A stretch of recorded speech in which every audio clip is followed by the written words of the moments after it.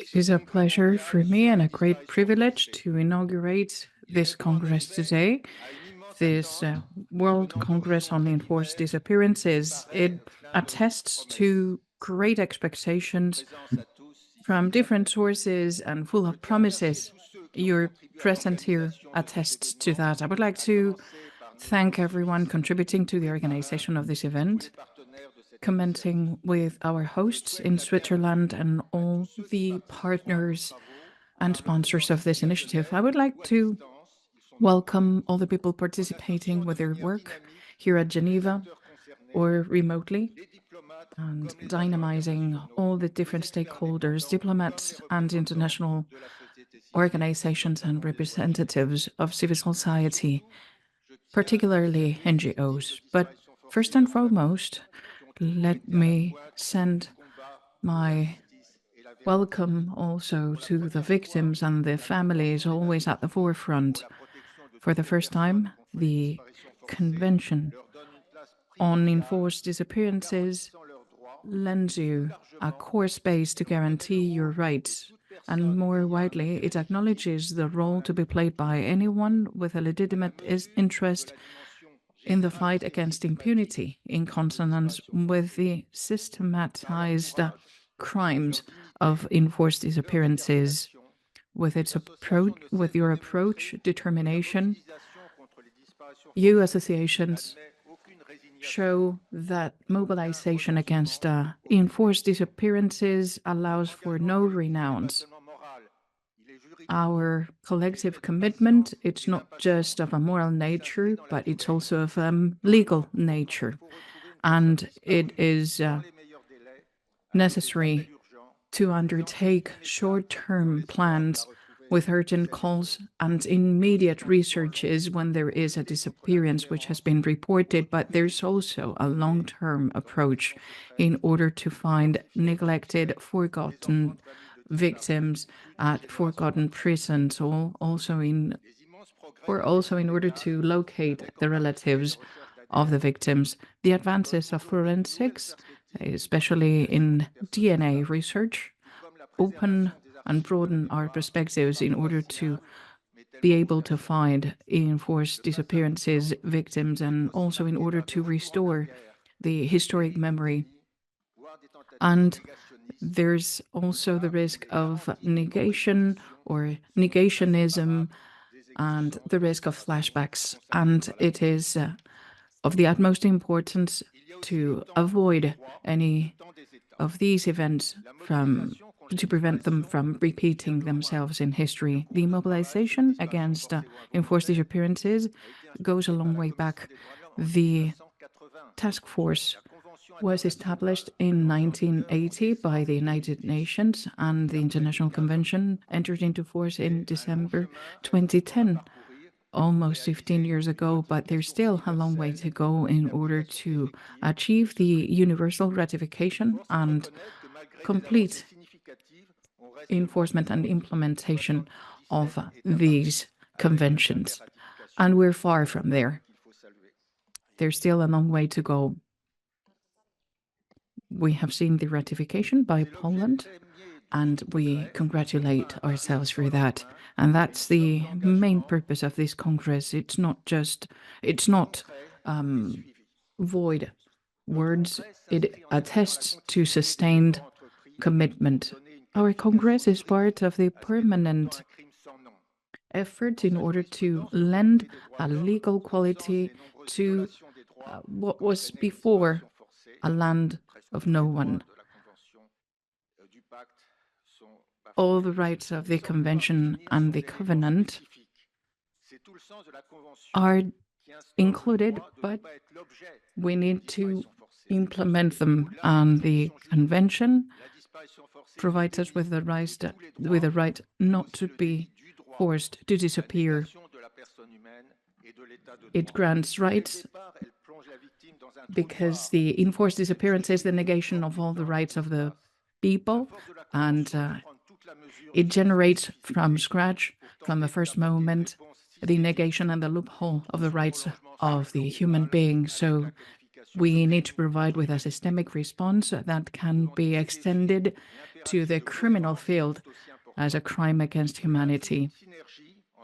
And it's important to have coherent and consistent, which needs the synergy of all the stakeholders, and the Committee on Enforced Disappearances and the Task Force on Enforced Disappearances, with the engagement of the High Commissioner of Human Rights in the United Nations. But we take it a step further in the Convention, and it appeals to all the relevant stakeholders, organizations, and institutions that work in the field of enforced disappearances, and it also concerns the regional organizations with a great deal of dynamization, just like in Latin America with the Inter-American Convention that entered into force in 2016, and in the framework of the Council of Europe and the African Union.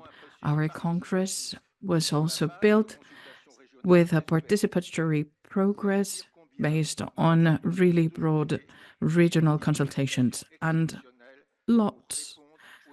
there's a lot of expectations bestowed upon this Congress, and in a context of armed conflict and world crisis, we seek to find convergence between all the stakeholders, activating human protection and the criminal punishment in the framework of the conventions agreed upon by all international institutions. Ladies and gentlemen, thank you very much, and I hope you have a fruitful Congress.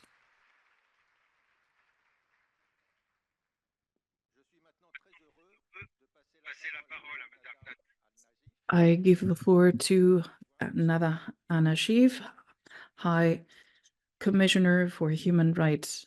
I give you the floor.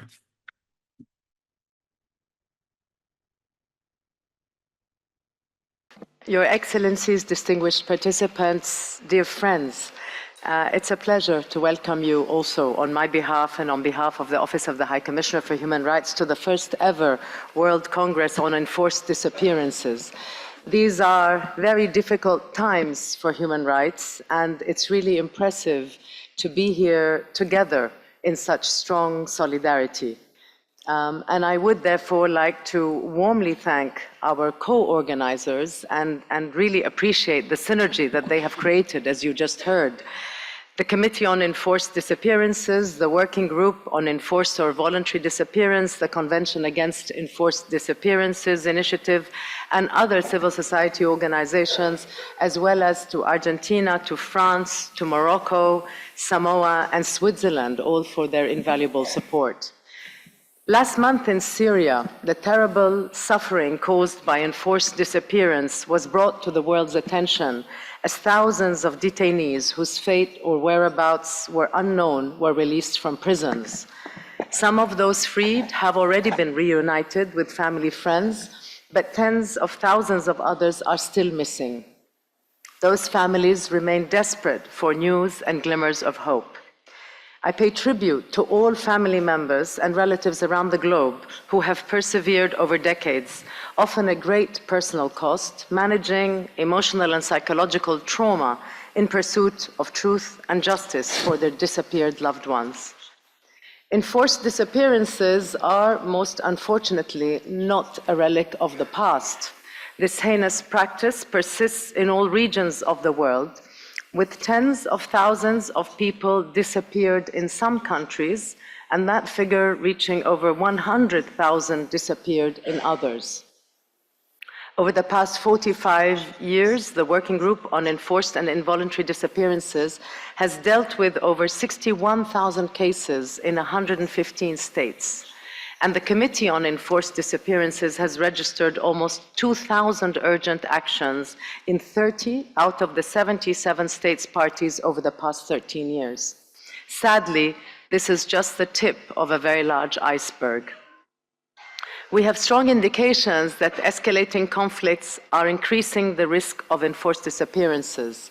It is precisely in circumstances of instability, of repression, and human rights violations that they are more likely to occur. In addition to conflict, there are other situations, of course. People are subjected to enforced disappearance on migration and trafficking routes, and in connection with anti-terrorism measures or criminal activities.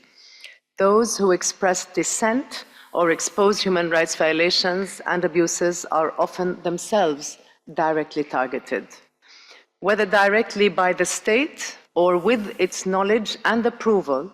People continue to be abducted, detained, enslaved, tortured, and mistreated, while their family members and loved ones suffer in ignorance of their fate or whereabouts. And the tragic fact of widespread impunity for enforced disappearances means that there is no deterrent for the prevention of these crimes. Enforced disappearances often create an atmosphere of repression with a chilling effect on the whole of society. They affect everyone. And while the majority of disappeared people themselves are men, women and children are hugely impacted. It is women who most often lead the search for their loved ones, as wives, daughters, sisters. They may have to become the family breadwinner, they will fall into poverty, and they can be prevented by law, for example, from accessing support without a death certificate for their spouse. Your Excellencies, dear friends, over the past 40 years, states, victims, groups, civil society organizations, lawyers, and experts have led important efforts to counter this plague. The International Convention for the Protection of All Persons from Enforced Disappearance was adopted in 2006. To date, only 77 states have ratified it. While some states have criminalized enforced disappearance in their national law, others have improved data collection, and some cases have been brought to justice. Civil society and victims groups have advocated for more legal and policy reform. They have supported search and investigation processes, and they have established victim-led solidarity networks. The Committee on Enforced Disappearances and the Working Group, together with other UN human rights mechanisms, have also helped to move the needle on this issue, making recommendations to states and providing avenues of support for victims. But the journey for justice for victims is very far from complete. The First World Congress is a testament to our collective determination to address, to prevent, and to eradicate this profound violation of multiple human rights. I welcome your commitment to adopt an action plan to protect people everywhere from enforced disappearance and to submit concrete pledges that we can follow up on. Progress and action in several areas are crucial if we are to have a lasting impact on the lives of victims, including family members and survivors. First, I want to insist and remind the rights and voices of victims and survivors must guide us and has to remain at the core of all efforts. These include the efforts on the right to truth, justice, and reparation, the right to liberty and security of the person, the right to be free from torture, among many others. Families and relatives of disappeared people experience simmering mental suffering, often alternating between hope and despair. Their voices are often doubted, questioned, dismissed. They are often intimidated and threatened, left wondering if they may suffer the same fate themselves. States, civil society organizations, and the international community must support and protect them. They must be able to speak up and speak out, safely, nationally and internationally. Their views are central to both devising and implementing solutions. Second, robust efforts within and between countries to tackle impunity are crucial. This crime remains largely unprosecuted. The lack of accountability tears at the fabric of society, leaving a mark for generations. States must ensure thorough and impartial investigations into all cases of enforced disappearances and guarantee the independence of judicial authorities to do this work. Enforced disappearance must be understood and recognized as a distinct crime throughout all stages of the judicial process, including sentencing. States must also strengthen coordination, including to address and prevent reprisals against victims, witnesses, and anyone who supports them. And third, states should improve reliable data gathering on disappeared people, including that cases are properly identified in order to better inform laws, policies, and their implementation. Finally, we must keep pushing together for universal ratification and effective implementation of the Convention. Just to make sure you all know, our office is by your side. Our teams around the world continue to promote ratification of the Convention, also its effective practical implementation and follow-up to the recommendations of all UN human rights mechanisms. We train state authorities to better prevent and detect this practice. We advocate for investigations to bring perpetrators to justice. And we follow up on individual cases and connect victims with the committee and the working group. Distinguished participants, enforced disappearances are a human tragedy. Trapping the disappeared, their families, their relatives, their communities in fear, darkness, and uncertainty. We know that international efforts can make a difference. The UN General Assembly's landmark decision in 2023 to establish the Independent Institution on Missing Persons in the Syrian Arab Republic was a crucial step in addressing this issue. So I urge us all to join forces, share knowledge and lessons, and strengthen cooperation and political commitment to tackle this dreadful crime. I wish you very, very fruitful and constructive deliberations and look forward to hearing about the outcome of the exchanges. Thank you very much. Thank you.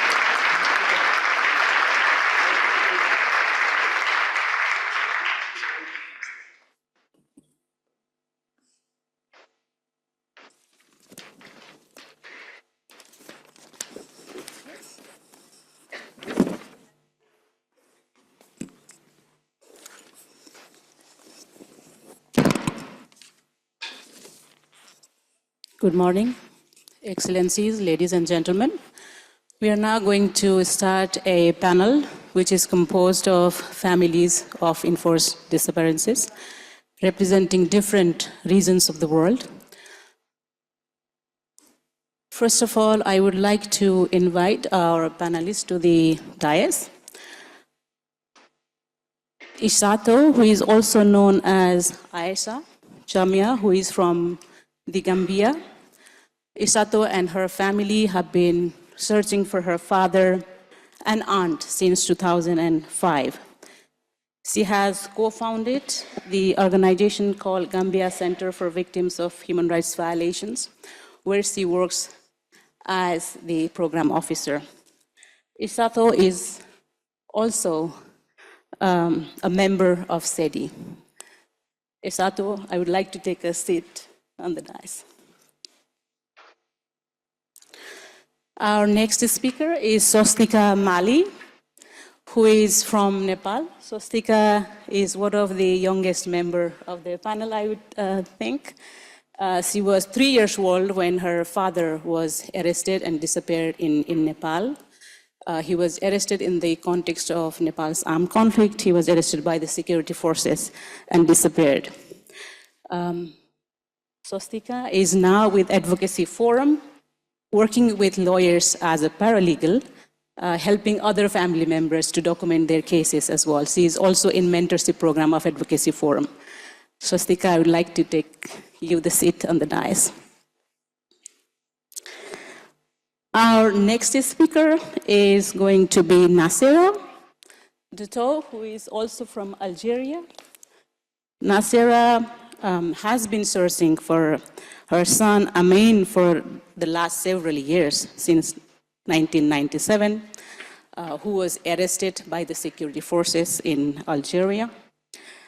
She contributed to unite families of enforced disappearances in Algeria into a collective for the families of disappeared in Algeria, known as CFDA.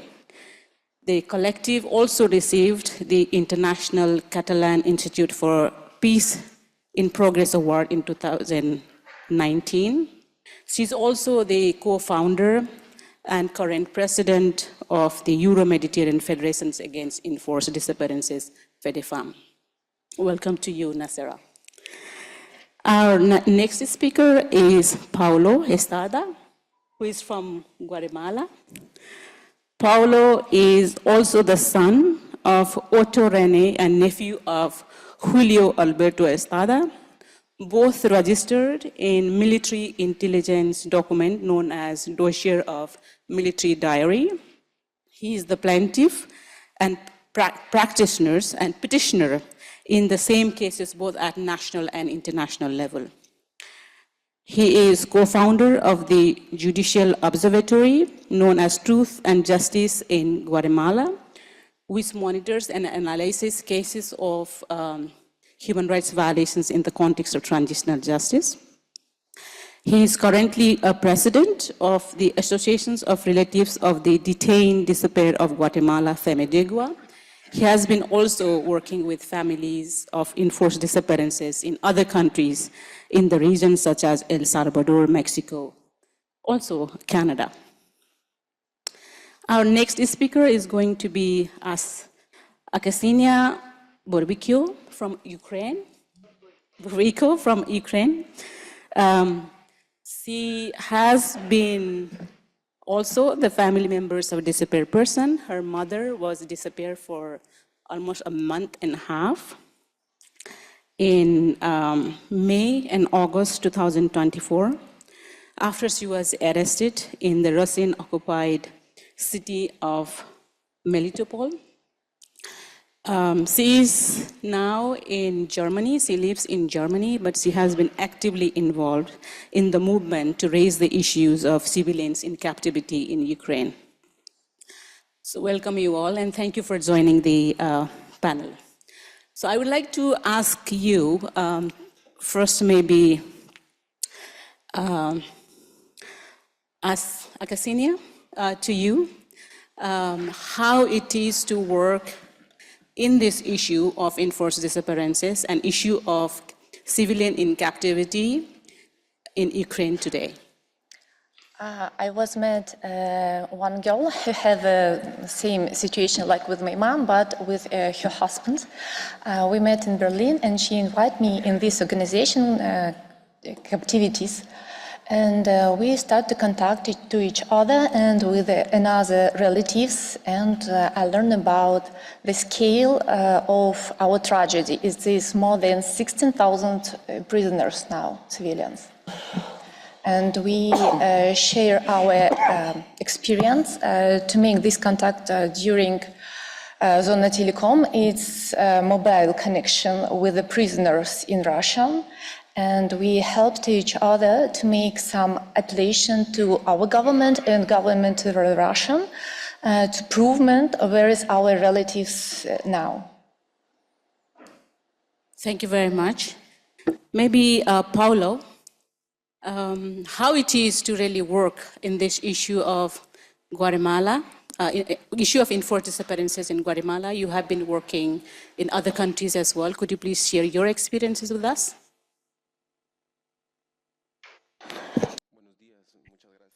Good morning. Thank you very much.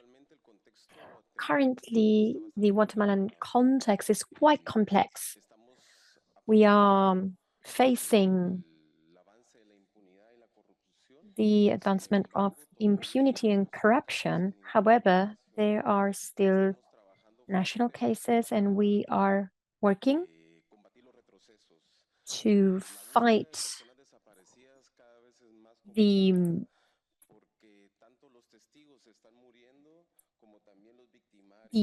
going back in time in justice, the movement of the victims and the land is becoming stronger and stronger. There is still exhumations, and we will continue. We are having exhumations in Patay, and we have also come out of Guatemala because we believe that these should be regional movements. Both those who left Guatemala as victims of terrorism of state, they should be able to reconnect with their roots. And these people have information as to where our relatives are. They know who the victims and the aggressors, are. And we have started to organize regional meetings in Canada, Mexico, and we have managed to contact Guatemalan victims in Canada, United States, Costa Rica, El Salvador, and other countries. And we have also started searching for the children who were disappeared during the war. And this has led us to accompanying processes of Indigenous women in Canada who see us doing this and they ask for our support. So we have managed to expand, to broaden our work, but we are positive that this should not only be done from Guatemala, from those of us who are still in Guatemala, this should be a regional effort, a Mesoamerican effort, because all of the repression in Central America during the conflict was coordinated. So we see as well that those who left also have a right to seek justice, but especially we should give them this line so that they can connect to it and so they can again become political subjects who can lead their own search and justice processes. Thank you, Paulo. Maybe I would like to come to Nassera. You have been working in this field for several years. Could you please share with us how you got involved into this work of enforced disappearances and where you get the energy to continue to inspire so many in the region?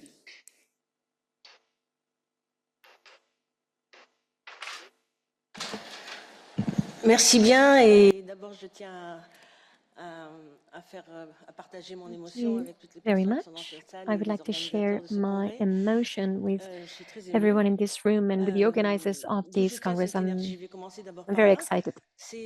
Where do I get my energy? I'll start there. I think my energy comes from seeing the faces of all of these mothers, daughters, wives of the disappeared. Of course, there are men as well. We have one amongst us. And all of these persons, all of these faces who fight, I see them every second of my life. I see women showing me pictures of their children. We do not speak the same language, but we understand each other because I know how this is. And I've been looking for my son for 28 years now. He was kidnapped in Algeria, a beautiful kid, blue eyes. His life was stopped. And what moves me, my energy, comes from the will to fight this injustice and this hopelessness.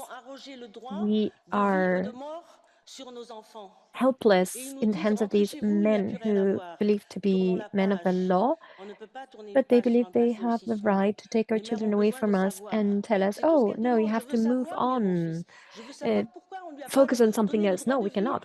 The mothers, we need to know where our children are, where my child is. Why was his right to leave taken away from him?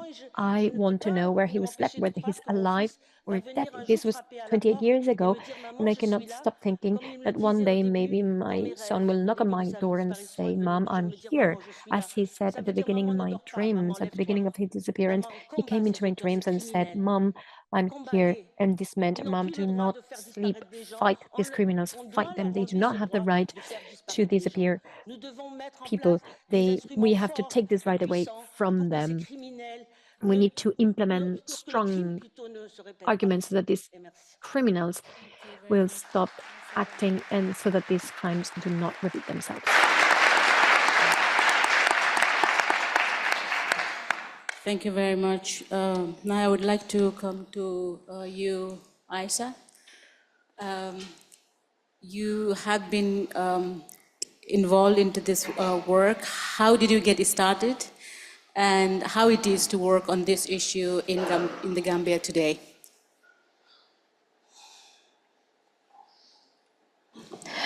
Thank you very much. It's indeed a bittersweet moment for me, being on this platform with these amazing fighters.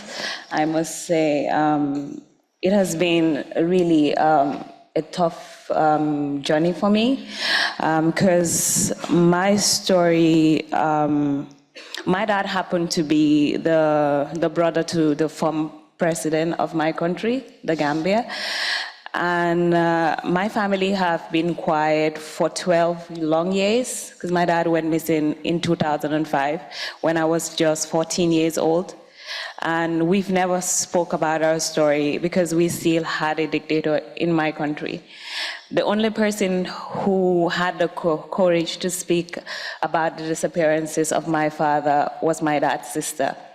and she also went missing.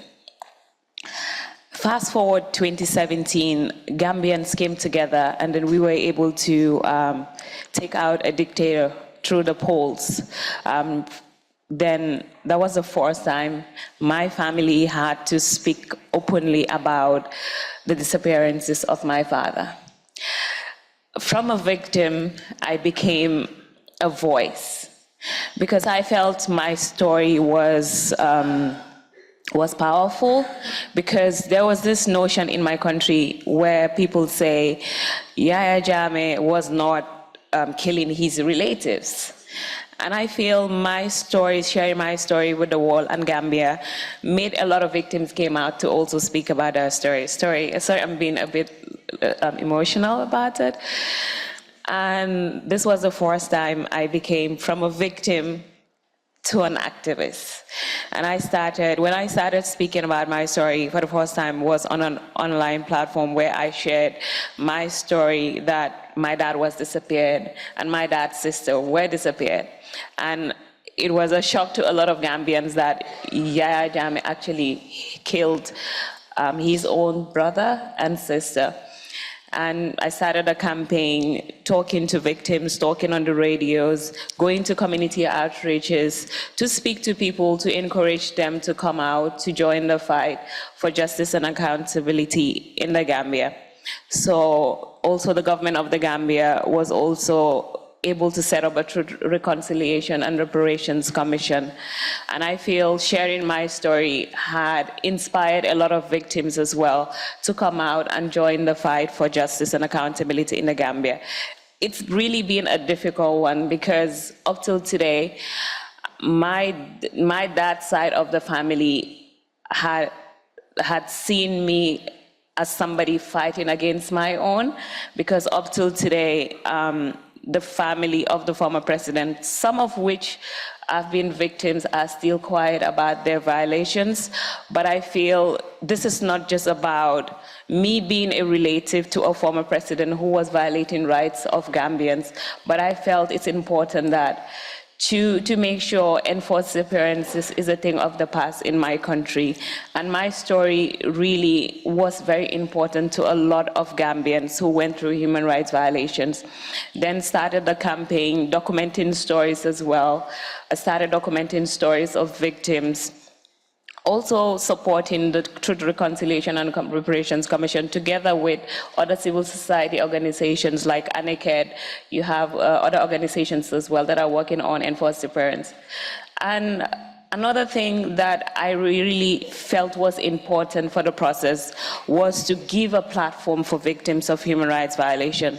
Then I created the Victims Podcast. So the Victims Podcast really gave a platform for victims and civil society organizations to really speak about their stories, because at some point I felt we needed the stories of victims to be heard, even if there's no process, but you could always go back and listen to the stories of victims, because we cannot just forget about them and not talking about their stories. Thank you. Thank you very much, Ayeshah.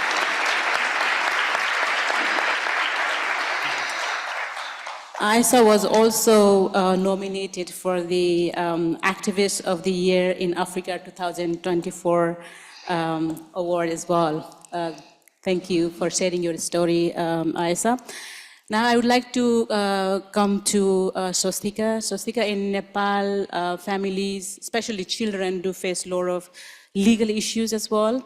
And I know that you have been working with other children of enforced disappearances. Could you please share with us what kind of legal issues and challenges that you face? Warm greetings to everyone. So being children of victim, it's very hard from every perspective. So in Nepal, when I was a minor, the fund allocated by the government was very hard to receive, because in my case, where both parents are not present, it was very difficult to open a bank account at a very young age. So that was one very difficult part. along with that, getting citizenship was very difficult. The government authorities were not ready to provide me a citizenship based on my father's citizenship. So the government authorities wanted to confirm that my father was a criminal. They were not ready to accept that he was enforced disappeared. So after when few people from my communities came forward and testified that my father is actually disappeared, the government authorities were ready to give me a citizenship. That was one part of which comes in legal section. And another one I faced was inheriting parental property. In order to transfer the property, we need a death certificate. So in this case, my father's disappearance, legal status remained unknown. We don't have his information and we don't have his death certificate as well. So it's very hard from that perspective as well. Moreover, most of the victims are compelled to get a death certificate just to fulfill their needs, although the legal status remains unknown. So I think that is. Thank you very much for sharing all your insider stories. We will come back to you again, but before that, we're having a short animated video. I would like to request to screen that video, please.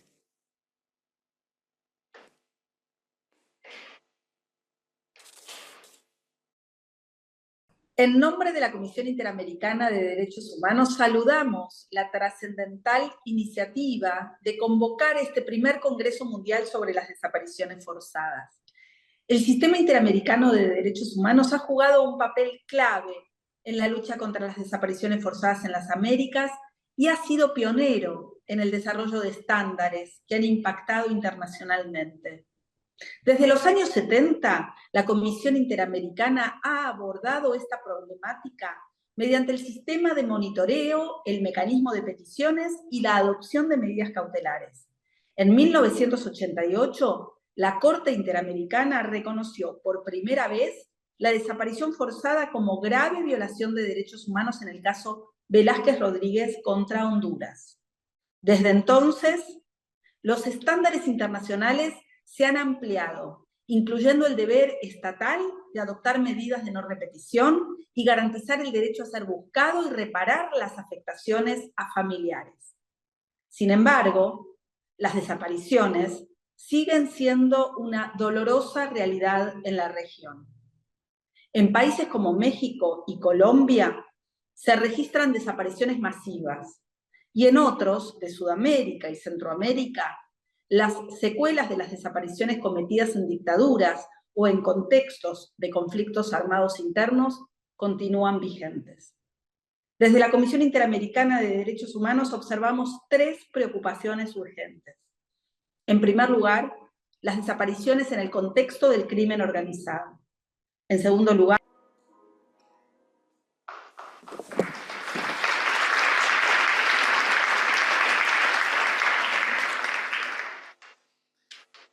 Good morning, everybody. Bonjour à toutes et à tous. Ça marche. Je suis Olivier de Frouville, président du comité sur les disparitions forcées. Ça fait très chaud au cœur de voir tout ce monde aujourd'hui. I am thrilled to see so many people convened around this room. À poser à nos participants. I have a series of questions that I would like to address to the relatives of the disappeared who honor us with their presence. Let me begin with Aksinia. For families of victims of enforced disappearances, there is something which is really important, which is to connect with other families and freedom of association, to form associations so that you can not only share your experience, but also convey your message to the authorities, advocate for your cause. Could you provide us an insight on this experience of associating with others and also with connecting with families in Ukraine. Yes, thanks. So my mom, Olga Baranevskaya, was told at our home 15th of May last year. Before the scale Russian aggression, she was just simple teacher in kindergarten, and after the war, she stayed home and just care about her parents. She didn't do nothing. And when she was disappeared more than 44 days, I was empty with my pain, and after 3-4 months, I thought that I should something to do, and I should come outside, and I found this girl from Ethical and found this interview. She told this step by step, how can we this connection to make more and find another relatives, and from this group, Civilian in Captivity, she told me about this network, Zona Telecom, how could we help to each other, how can we bring to our relatives. In Russian, it's more than 156 prisoners cases, and we don't know exactly where our relatives is. So we should help to each other to make purchase with food, clothes, and medicine to bring to our relatives, even we know exactly that our relatives is there. So we help to each other to make some information about our relatives, their stand, consist healthier or what they need more. And just for this group, I share with you that it's so important to help each other, and our together working, we can do more than our government on even international organization. Just our together working, it should be work. And my main message that we should stop, because I thought 7,000, we have 16,000 people in captivities, civilian captivities.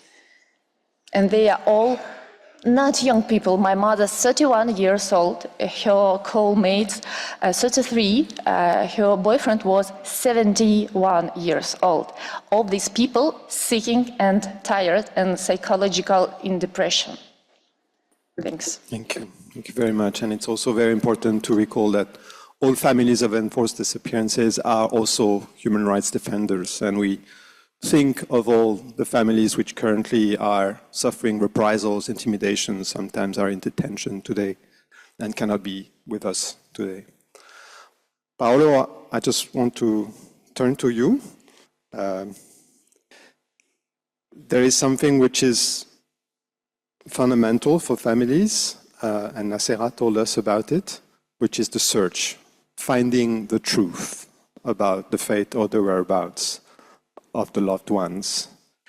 You are helping families to participate in the search, to be connected to the process of search, which is central and which is in fact a right of the families. Could you explain us how you're helping the families to participate in those official process of search in the different countries you are working in?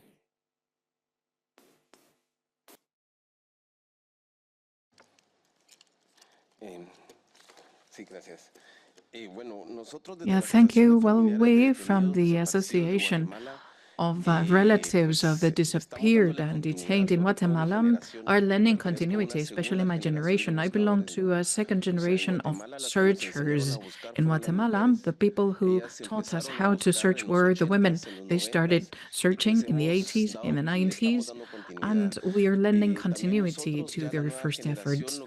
And this new second generation gained access to other takeaways, lessons learned, and we had the privilege of studying at university. We had other privileges. We started digging in national archives, and thanks to a lucky strike and the work of the relatives and the women, we were lent access to different state archives, especially the historic archive of the National Police. And we started rethinking archives serves as a source of evidence that allow us to reach new places where probably we can dig and find some dead, disappeared people. And thanks to these meetings, we encourage the engagement and participation of these people. So the sons, the daughters, the grandchildren,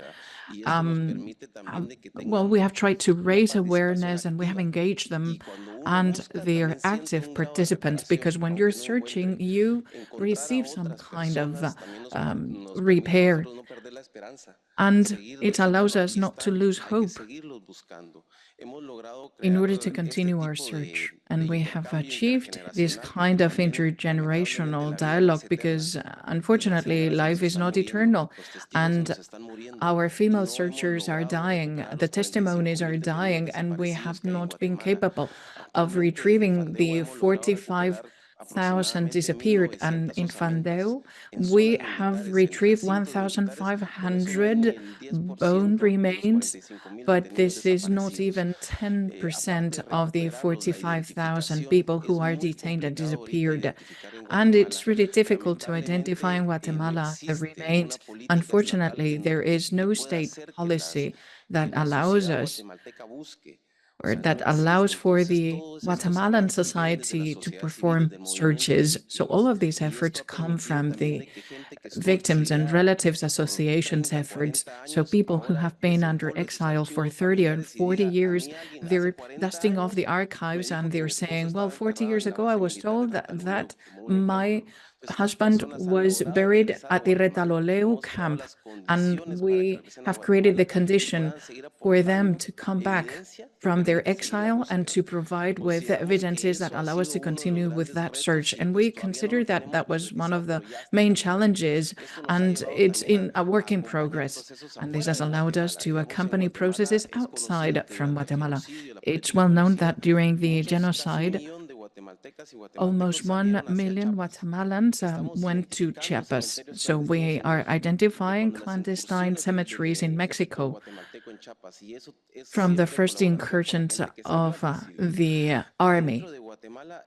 And that coincides with the exile. Inside of Guatemala, it's difficult to search, but we continue our search. And it's important to do the generation handover so that the children, the grandchildren, can continue and take on the baton of the search, because life is not eternal and our relatives' voices are really necessary.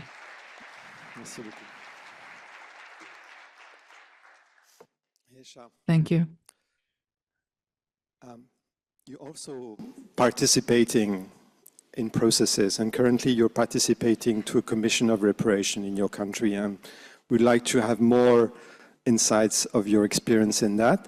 You also mentioned the podcast, which is bringing the voice of the victims, which is so important.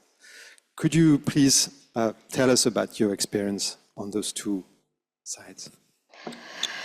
Thank you very much. So with the Reparations Commission, we've really not started anything yet. It was just approved some couple of weeks ago, but we have not really started work. But mainly the work of the Reparations Commissions would be to support the government of the Gambia to administer reparations to victims. And because the TRRC had started an interim reparations, I'll call it, to victims of human rights violations, but it has not yet fully been paid, like the payments were not fully made to the victims. So the Reparations Commission would be responsible to review those recommendations on reparations, and as well support the government of the Gambia through through reparations such as medical support, psychosocial support, which currently there's a process going on that has to do with the medical support of victims, because a lot of victims still are going through medical complications, and there's a process going on to support these victims with medical support. But with the commission, the set of the commission would also work with these entities to ensure victims get the necessary medical support they need, the psychosocial support they need, and as well the necessary reparations that they would be needing. And coming back to the question of the issue of the podcast, the podcast. So basically, The Victims podcast, to be quite honest, it started after the Truth Commission, but also notwithstanding, I still feel it has been a relevant platform because it's important that for these stories of victims to be heard at a wider reach. Because listening to all of these speakers here, what I've realized is that issues of enforced disappearances all parts of the world are virtually the same. Because when you come to think of it, the search is always difficult, and also the stories. Young people are we still have children that are growing, and these kids need to understand and know the stories of what happened in their countries. And I think the Victim Podcast is creating that platform for victims to share their stories, and also remind the government that victims are still looking for their loved ones, and victims are also keen in ensuring recommendations made by the Truth Commission are fully implemented. It's difficult sometimes due to certain gaps we have in my country, capacity gaps, especially around enforced disappearances, because we don't have laws, as he rightly mentioned. We don't have certain laws in our country to prosecute. That is why now the government of the Gambia, thankfully, we're able to have the ECOWAS court will be established to be able to prosecute cases that we cannot prosecute in our laws. So I think the Victim Podcast really would continue to create that platform. 100 years down the line, you could always listen to stories of victims of human rights violations that occurred in the Gambia. Thank you. Thank you very much, Ayeshah. So it's so much experience. It's really very, very inspiring, everything that you are telling us, and I think it's an inspiration for further action after this Congress. Nassera, j'en viens à toi. Il y a un élément qui est important aussi pour les familles de disparus, c'est de trouver un... An important element is to find the resources which are necessary, because sometimes there is a lack of resources internally, there's a lack of resources, and the doors are closed. So a possible resource is the international organizations, especially the United Nations. So please, Nassera, I would like for you to talk about your experience with the United Nations and how the institutions of the United Nations could lend help to the Algerian families in their search for their loved ones and the truth. Thank you very much for this question. It's a really important question. That's the way I perceive it. I lend a lot of importance to the international organizations and the United Nations. Evidently, the International Committee for the Rights of the People is also a very important institution that should allow us to improve this mechanism. And it's really important in Africa. And it also lends psychological support to the families. When I created the association, our association is based in France. In Algeria, we are clandestine. We have our premises and our employees, and we draft our cases, but we're not acknowledged by the authorities in Algeria. In other words, we lack legal entity in Algeria, but we do our work. And with my mother, we did the door-to-door. We started knocking on doors, urging families or inviting families to step out. We meet every Wednesday morning, and when we gather all these families, well, I explained to them that we had that there was a working group, a task force on enforced disappearances at the United Nations, and I explained it to them. And I also like to tell them that we shouldn't place all the bets in the world in our group. We're here to search for truth, and the group is there to lend support. But I try to explain to them that we are an intermediary between the public powers of Algeria and the families, and we have the mandate and the possibility to pose questions to the Algerian government. And we have the possibility to research and to investigate. So we act as an intermediary.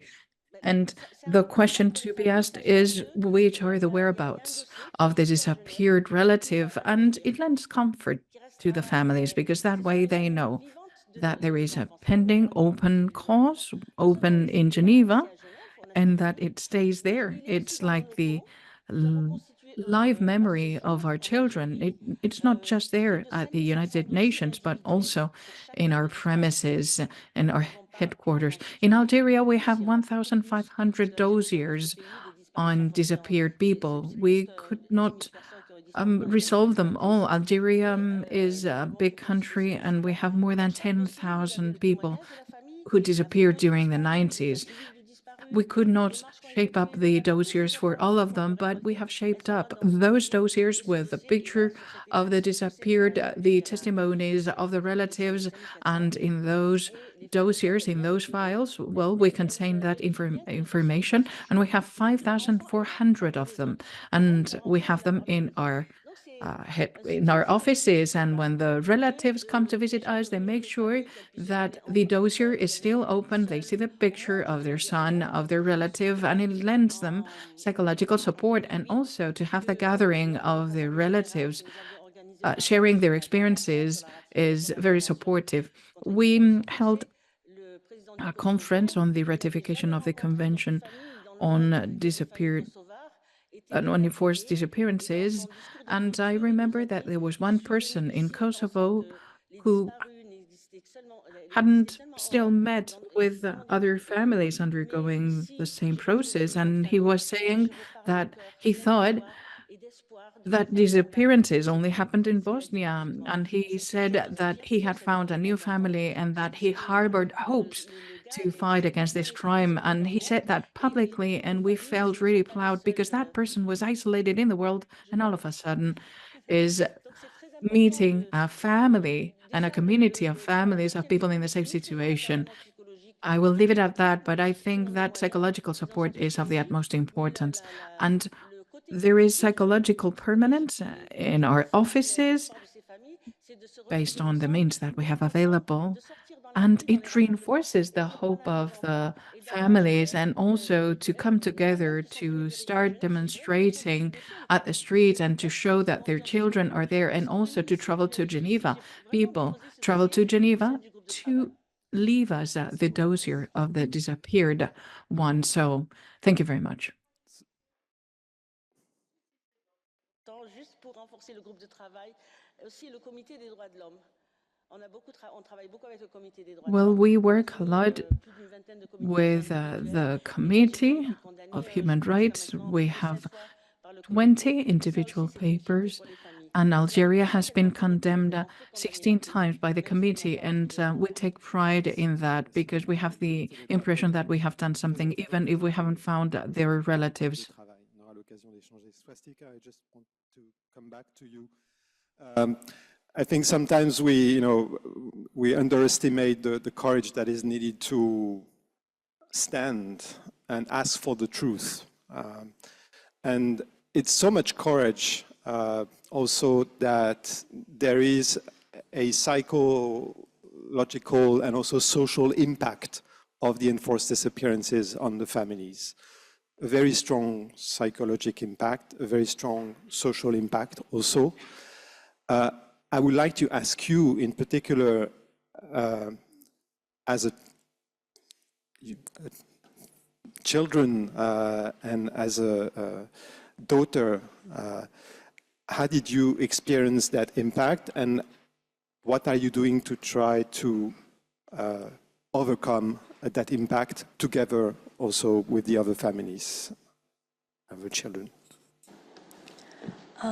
When either a father or mother gets disappeared, I believe that a children suffers alone. When I was a child, I was bullied. I was bullied a lot by my friends, saying that my father was enforced disappeared, and my friend's family would tell them not to speak with me because I don't have my parents. So at that age, that was incredibly painful to go with such hatred and all. On top of that, when I went to my high school, I actually wanted to study science at that time, but because studying science is expensive, I was called by one college, very reputed college, for a scholarship purpose. He told me that because your grades are also great, we would like to give you a scholarship.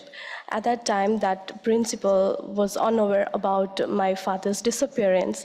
When we went there and we shared about my father's disappearance, he changed his statement. He said that children of victims like you shouldn't chase your academic dreams, so you should just focus on earning money because you are financially struggling. So these kinds of social stigma really makes you mentally ill. At that time, I didn't know about any psychological impact and all. I ended up studying science, but I couldn't focus it. And throughout the whole year, I suffered a lot psychologically.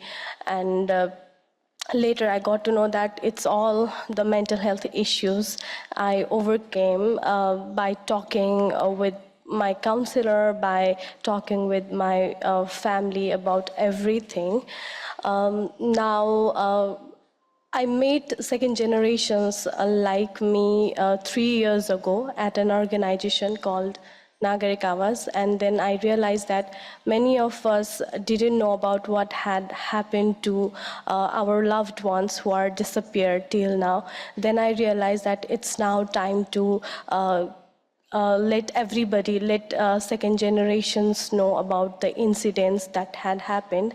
And now I am working as a paralegal at an organization called Advocacy Forum-Nepal, and there I document the cases of enforced disappearance, and alongside with that, I am actively engaged in the programs organized by different civil society organizations. Thank you. Thank you. Thank you so much. Mandira. En 1981, s'est tenue une conférence à Paris. In 1980, there was a conference held in Paris, a congress, not unlike this one. We met, we gathered all the institutions which back in the day worked on enforced disappearances. And during that conference, the great writer and poet Julio Cortázar made a statement in which he, and I quote, talked about this invisible presence of the thousands of disappeared in this room where they are not present. They are remembered in the midst of the work. And to this disappeared, with this disappeared, we should feel far and close to us. We should feel that they're sitting amongst us, looking at us and talking to us. The fact that they are amongst us, amongst the participants, is very important. The fact that so many parents, relatives are here with us makes their presence even more felt. All of these people gathered here today are a testimony and a relentless accusation, and we are here in this along the same lines, and I'll move to English. Subject to enforced disappearances. A minute of silence, please.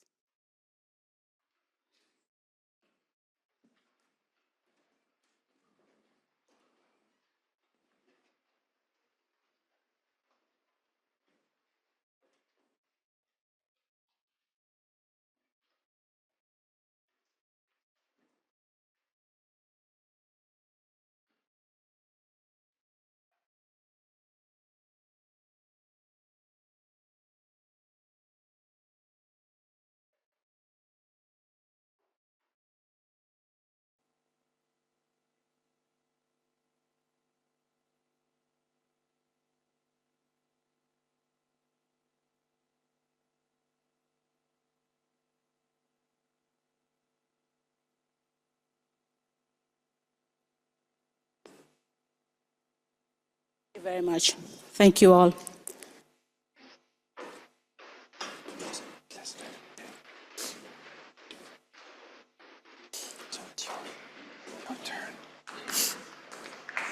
Can we give a big round of applause for all our panelists?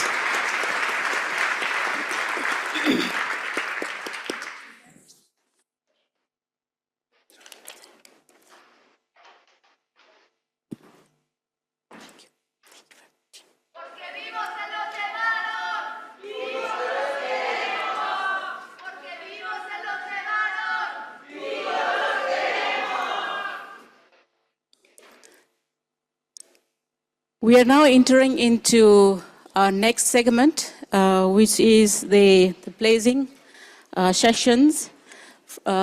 First of all, we would like to give the floor to the partners of CEDI. We will hear from them the places for this Congress to carry on for the months and years to come. Shall we begin that process? First of all, I would like to invite France, on behalf of CEDI's core states, Madame Isabelle Rome, Ambassador at Large for Human Rights for France, to speak.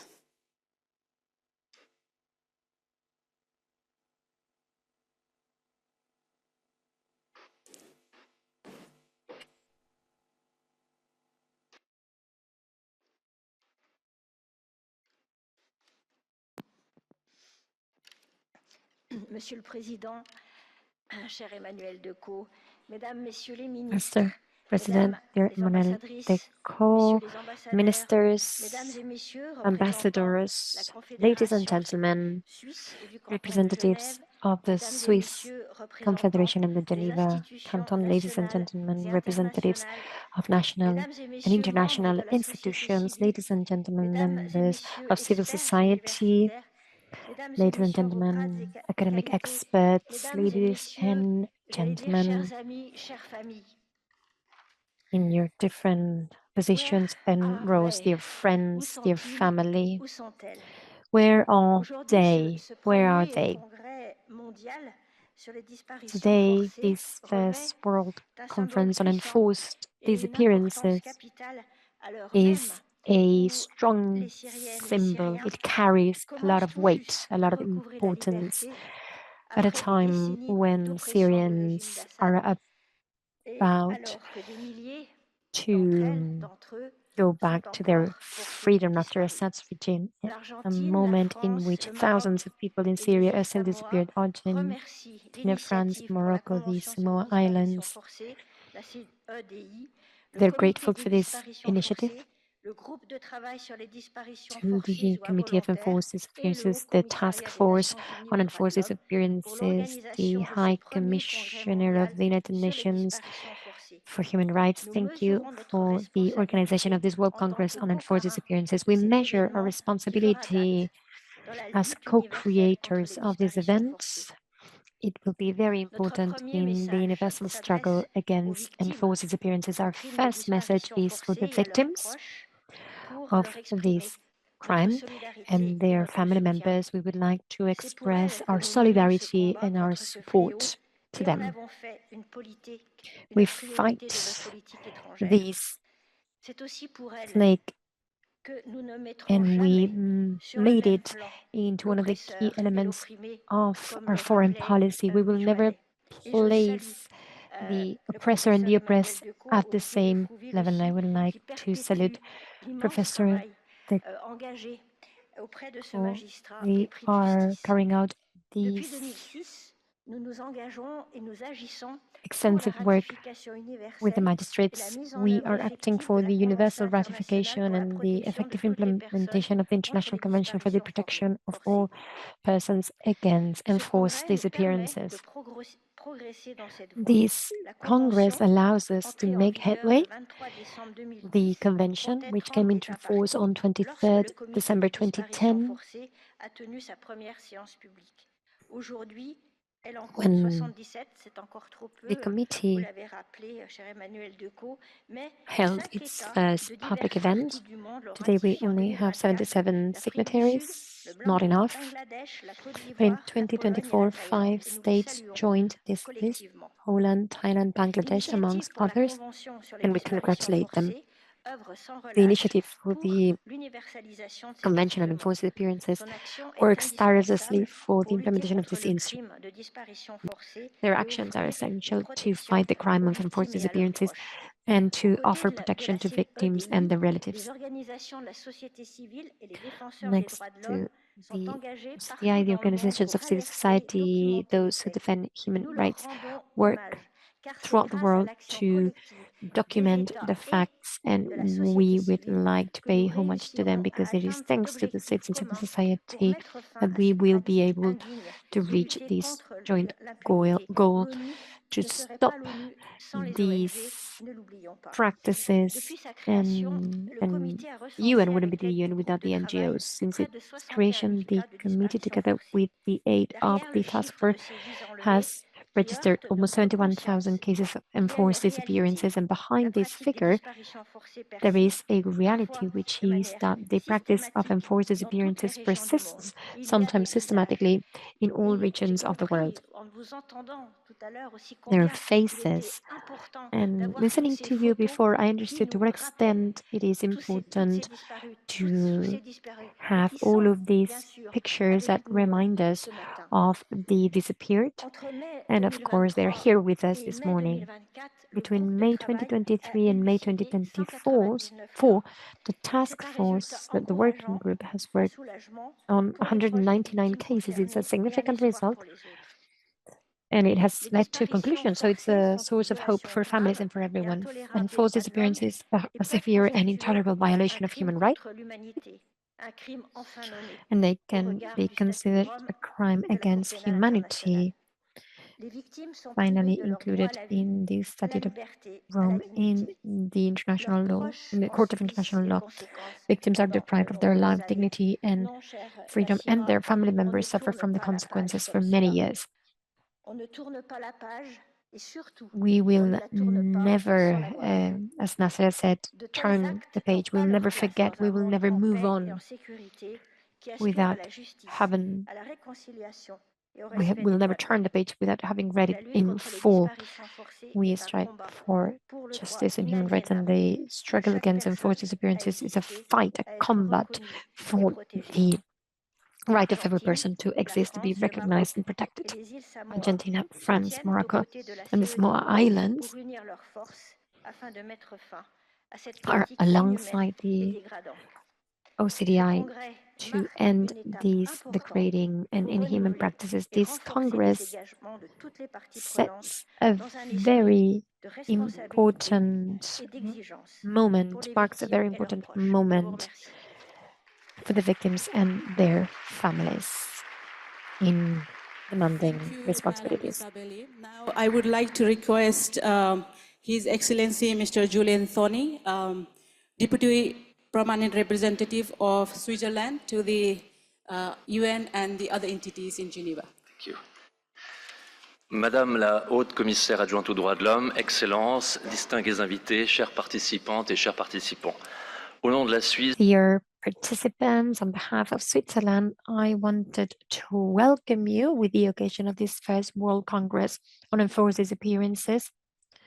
For Switzerland, it is an honor to welcome you all here to shed some light on a topic that affects the entire world. This Congress is a very important step to strengthen the fight against enforced disappearances, and we're very glad to have participated in its organization, especially this year when Switzerland is again in the Human Rights Council. Enforced disappearances are not just violations of human rights, they have an impact of our coexistence. Each disappearance is a family broken, a community devastated, a society marked by anguish and uncertainty. And in the face of these global challenges, Switzerland commits at different levels international cooperation to enforce prevention, research. Switzerland collaborates with other states and humanitarian organizations 3 years ago, Switzerland created the World Alliance for the Disappearances Alliance, now counting the participation of 13 states. We together strive to prevent disappearances, clarify the whereabouts of the disappearance, and help the families. Secondly, Switzerland commits to establish a link between peace and the problem of the disappearance and enforced displacements in the framework of context, but also in the reestablishing of peace. It is a basic approach to be able to guarantee that those responsible come to justice, are brought to justice, and to stop this from happening again. We have to implement measures of transitional justice to guarantee the right of families to reparation. This is basic to instate lasting peace.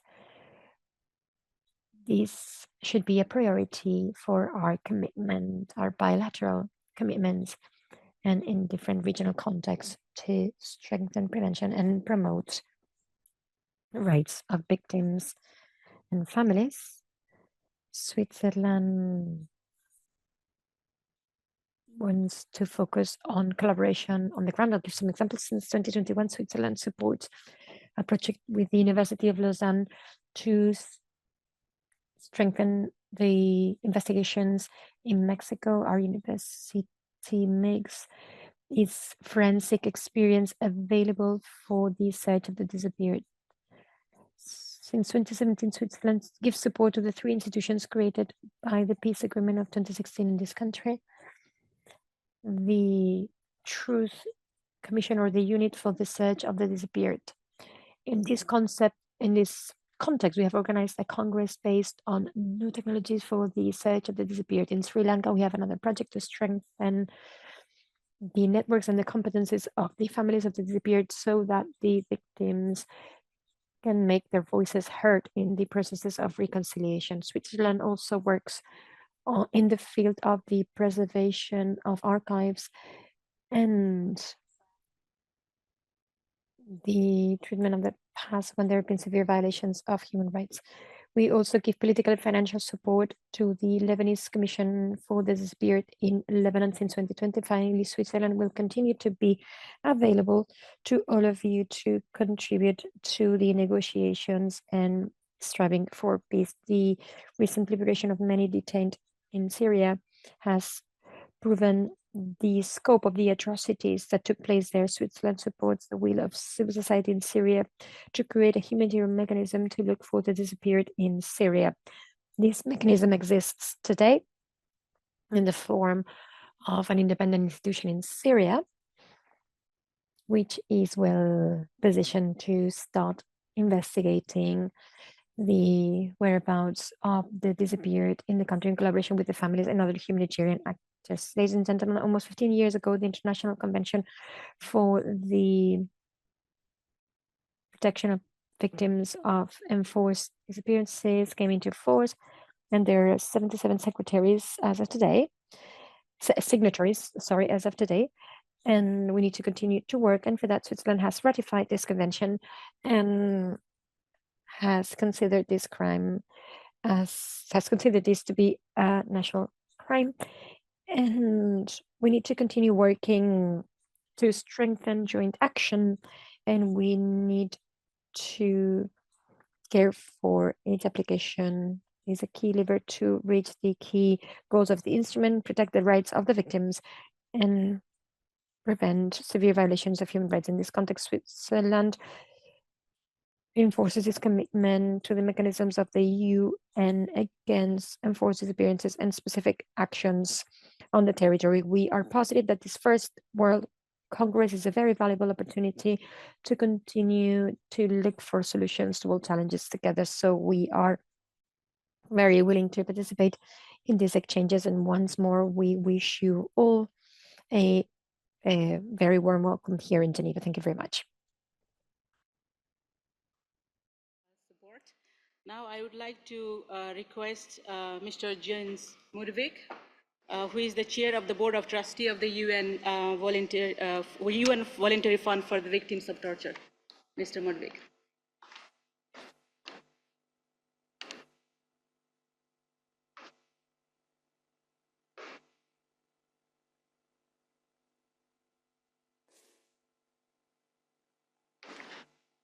Thank you, Mandira. Excellencies, colleagues, activists, friends, for more than 40 years, the United Nations Voluntary Fund for Victims of Torture has supported civil society in providing social, psychological, medical, legal, humanitarian, and other services to people subjected to torture and their families.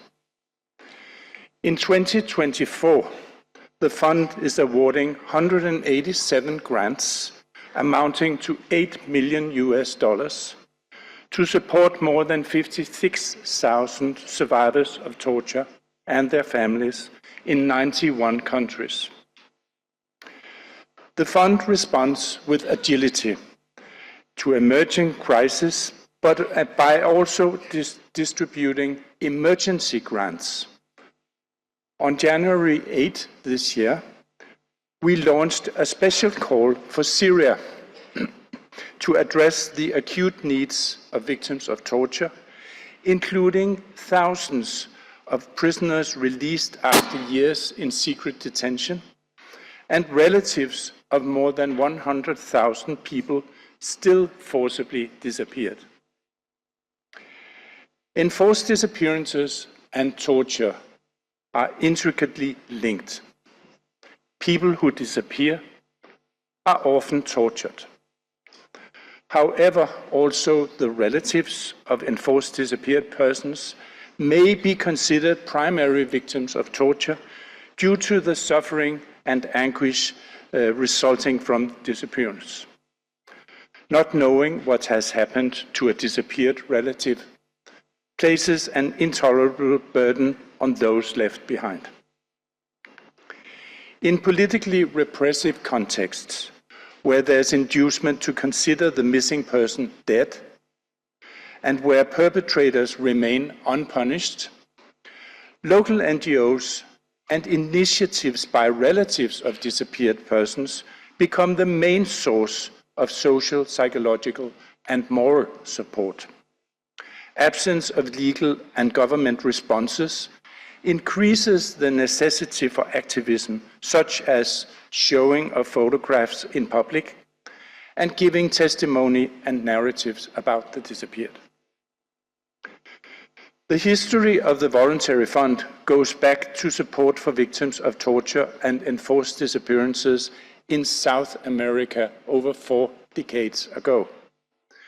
Still, in 2024, a fourth, 25% of the organizations funded by the fund are providing support to victims of enforced disappearances, including relatives. I'm very pleased to acknowledge the presence here of many of the grantees of the fund.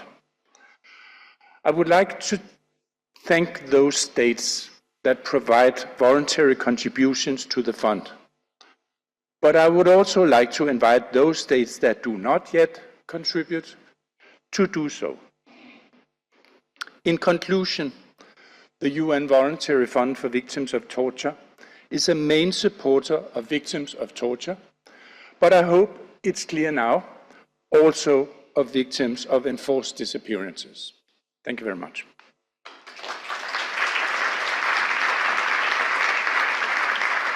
Thank you very much for your support to the cause of enforced disappearances and victims of enforced disappearances. Now I would like to request Director General of International Commission on Missing Persons, ICMP, Ms. Catherine Bomberger.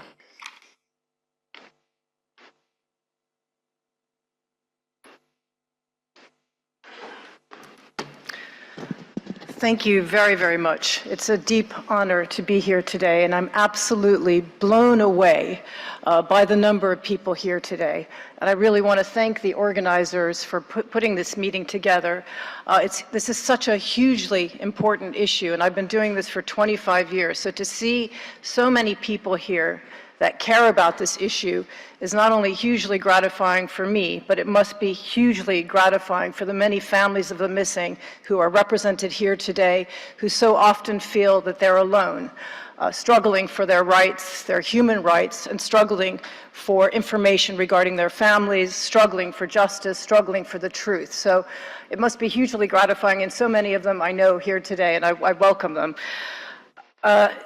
The numbers of missing persons are on the rise.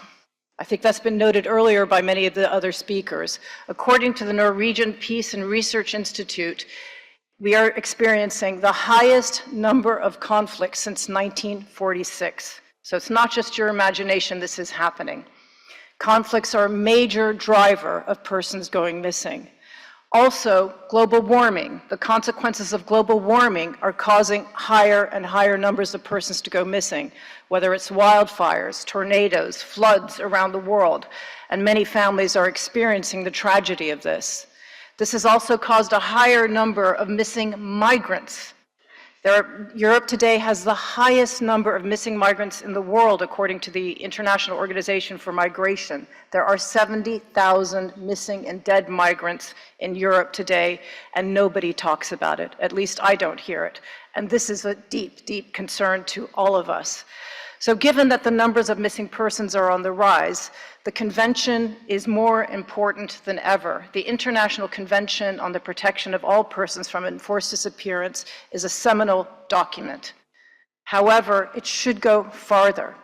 The document should consider the convention should consider not only addressing the issue of persons that were forcibly disappeared, but all missing persons.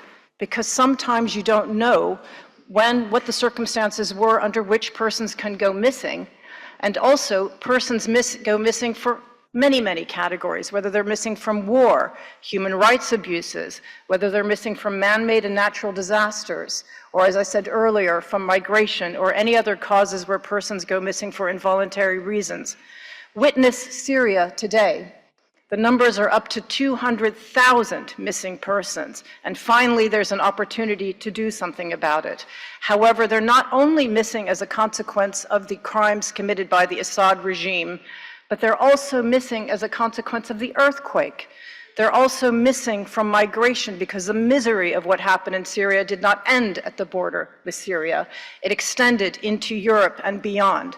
So finding a missing person in the context of Syria will be hugely complicated, not only for political reasons, and it will involve a number of states. And as the convention very clearly outlines, finding missing persons and investigating their disappearances is a state responsibility. And all states now are affected by the Syrian conflict because of the many, many numbers of Syrians who go missing.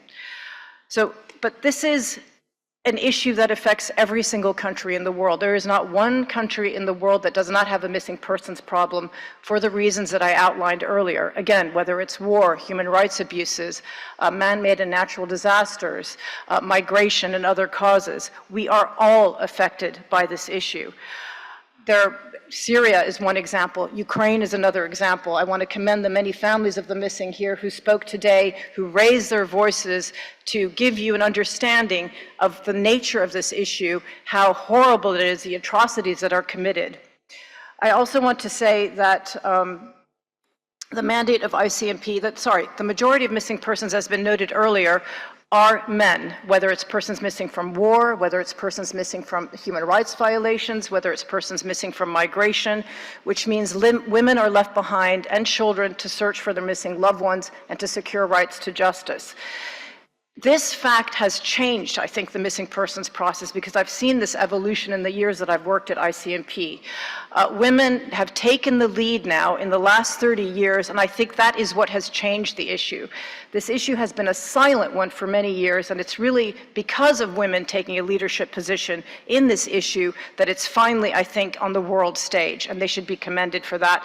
And we must remember that women leaders and families of the missing should be central to this process. The International Commission on Missing Persons is an independent, treaty-based international organization. Our mandate is to secure the cooperation of governments and others to locate missing persons, regardless of the consequences or circumstances under which they went missing. And this word cooperation is one that I want to highlight today, and which is very important here at this World Congress. We must cooperate, whether it's states, whether it's international organizations, whether it's civil society organizations, families of the missing, because addressing this tragedy will take all our efforts. I want to finish by saying this is a difficult issue. It's a highly politicized issue, make no mistake, but it's one that, if it is tackled properly, is an investment in peace and justice and accountability and security. Thank you. Thank you, Catherine. I really have to apologize that we are little behind of time, so I would like to request our partners to have their places within 2 minutes. Now, I would like to request Mr. Santiago Canton, Secretary General of International Commission of Jurists, ICJ.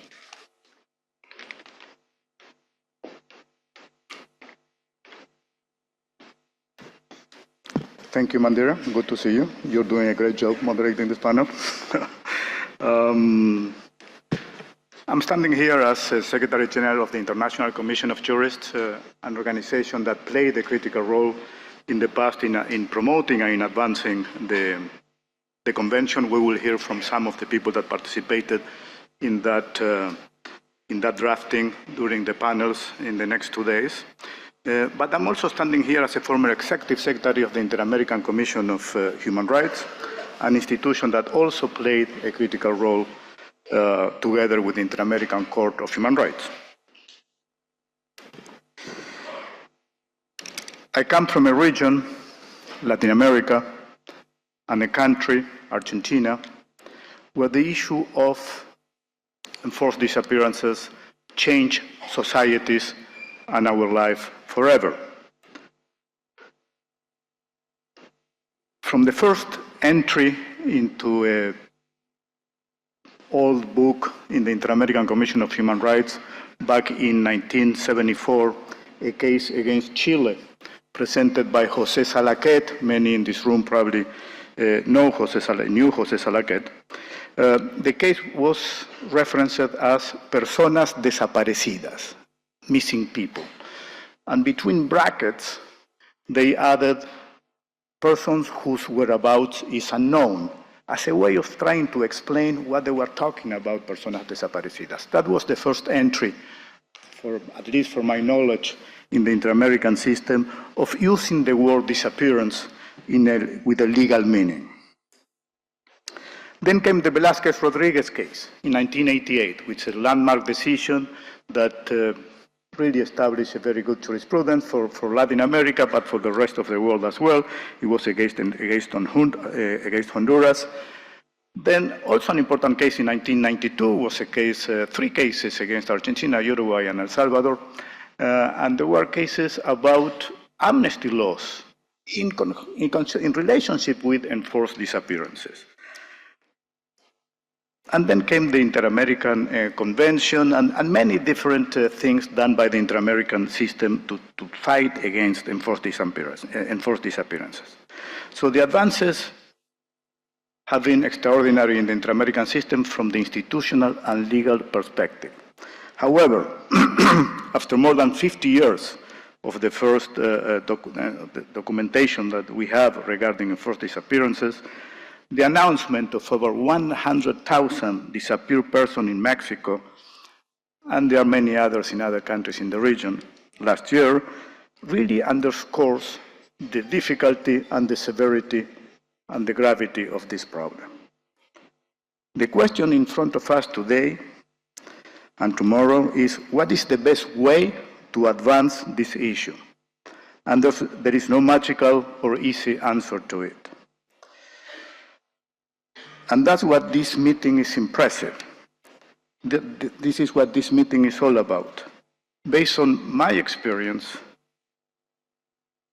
and it was mentioned by Paulo in the first panel, the lack of political will is the main challenge we have. Paulo refers to the lack of a state policy. And that's exactly what this is all about. Civil society is critical, the role of the victims is critical, but the states have to have a policy and a political will to look for the disappeared and to fight against impunity. And that's the challenge we have. And this meeting is critical. Why? Because if you can bring together, particularly at this time, and this was mentioned at the beginning of this conference, if you can bring together all these people from civil society, from governments, from the victims, from multilateral institutions, to try to find a solution, that's the way to do it. So I really hope in the next 2 days we are going to start to find a solution. We may not find it today, but if we can continue coming all of us together, I know we will be able to find a solution. Thank you very much.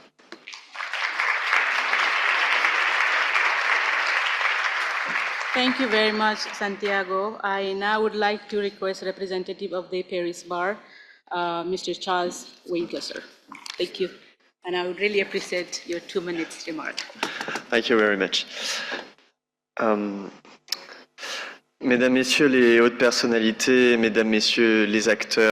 High representatives, dear colleagues, dear stakeholders fighting against forced disappearances, ladies and gentlemen, I'm fully convinced as representative of the Paris Bar, who is highly committed to the fundamental rights of the victims of forced disappearances. But let me tell you that enforced disappearances, they break the link of families and they break the foundations of society. In spite of the adoption of the convention in 2006, we have incomplete situations in many states, and we have many loopholes and that prevent us from implementing the conventions. And we have specific threats for the advocates and for the lawyers engaged in these causes against these cases. They are subject to threats, intimidation, exile, attacks, and those attacks are unacceptable. And they're trying to stifle the voices of the people fighting for justice. That's why we have implemented the REPI program, lending interim support to the lawyers involved who have been threatened or attacked, and they provide them with a safe haven or harbor. And we lent support to 12 lawyers last year, coming from different countries. And our engagement goes beyond this kind of assistance because we wish to fight to reinforce the universal competence so that we can prosecute cases from all around the world. And there's many obstacles in our way, and I encourage you to act collectively in the reinforcement of international cooperation in order to guarantee international treaties and make sure that they're internally implemented. Also, the awareness-raising campaigns among magistrates and lawyers, and the support to the victims and activists fighting for the sake of the disappeared. So we have these protection programs and these initiatives that I was talking about, and we also have the engagement of the Council of Europe for the protection of the profession of lawyers. And we all need to fight against these crimes and to support those who advocate for that. I encourage you to turn justice into a reality for all the people who are victims of enforced disappearances. Thank you. Invite Director of International Partnership, CCFD, Ms. Charlotte De Ponso. Thank you very much for your 2 minutes remarks. Chères familles, chers alliés, bonjour à toutes et à tous. Dear family, dear allies, good morning, everyone. On behalf of CCFD Terre Solidaire, I would like to thank the city for their initiative for having joined us all in this historic Congress. We are an international solidarity French NGO that acts to fight against all forms of impunity and oppression in the world. We support actors of civil society. We are by their side, and we wish to defend the dignity of every person, of every human being, fighting all forms of domination, exclusion, individualism, and systemic violence. Always trying to promote and develop a culture of peace, trying to offer justice and to act against crimes, especially the crimes that deprive people of their humanity, for example, the case of victims of enforced disappearances, their families, their communities. And in the framework of this commission, we wanted to act in this conference and count on the participation of different actors, families, communities, people close to the victims of enforced disappearances. Civil society is becoming more criminalized, and this happens in every region. Civil society is the one that gives a voice to those affected, the groups of relatives of the victims, people who are in the course of mediation, representatives of the children, groups of women, any other group that is criminalized. Well, civil society has to increasingly face the drama of enforced disappearances, and we want to give a voice to all of these partners from Asia, Europe, Latin America, and the Caribbean, Middle East. It is essential to listen to each and every person and give them a way to be able to act, to carry out justice actions, reparation, prevention, and fight against these impunities. We hope with all of you to be able to communicate with the decision makers so that they can take a strong stance against enforced disappearances, and to help those who act against enforced disappearances. We want to offer sustained justice against this plague. And so we rejoice at being here at the center of these exchanges, and we salute the initiative of civil society. We hope to be able to continue involved to eradicate enforced disappearances, the scourge of enforced disappearances. Thank you very much, and a very fruitful exchange to all of us, and an ambitious involvement so that this Congress becomes a cornerstone in the eradication of enforced disappearances. Executive Director of our International Center for Transitional Justice. Distinguished ladies and gentlemen, good morning. Excellencies, delegates, colleagues from civil society, national and international organizations, and friends. It is a pleasure, and I feel honored being here today, representing the International Center for Transitional Justice in the opening of the first World Congress of Enforced Disappearances, which we are very proud to collaborate with and support. ICTJ was created more than 20 years ago to accompany societies to deal with the legacy of their most violent past of war, dictatorship, authoritarian regimes, political repression, and to accompany victims in their seek for justice, truth, and reparation, and to work with them to materialize the promise of never again, nunca más.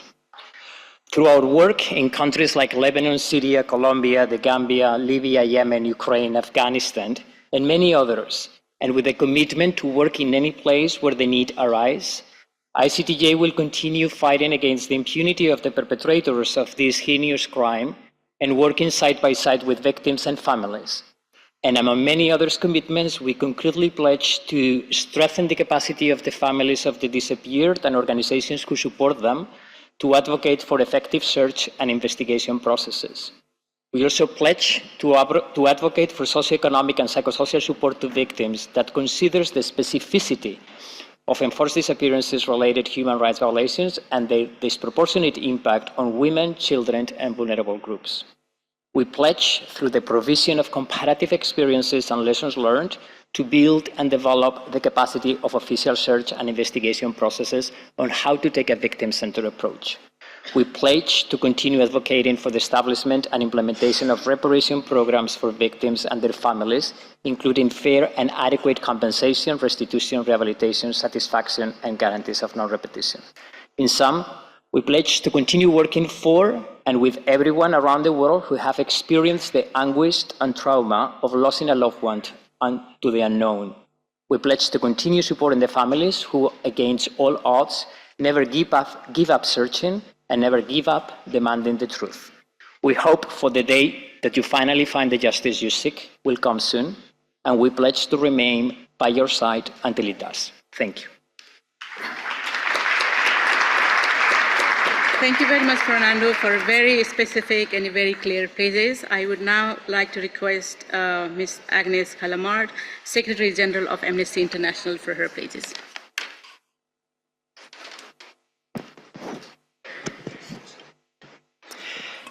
Good morning, everybody.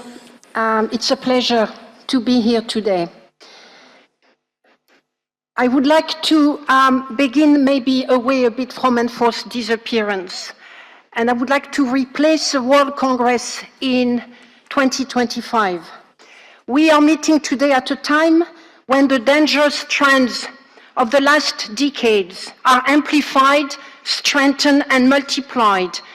We are meeting today as we are confronting a new era of great instability and insecurity, with many powerful actors seeking to annihilate international law, to deny international human rights standards, to deny the existence of a genocide being broadcasted on a daily basis, and to render UN agencies and multilateral institutions obsolete.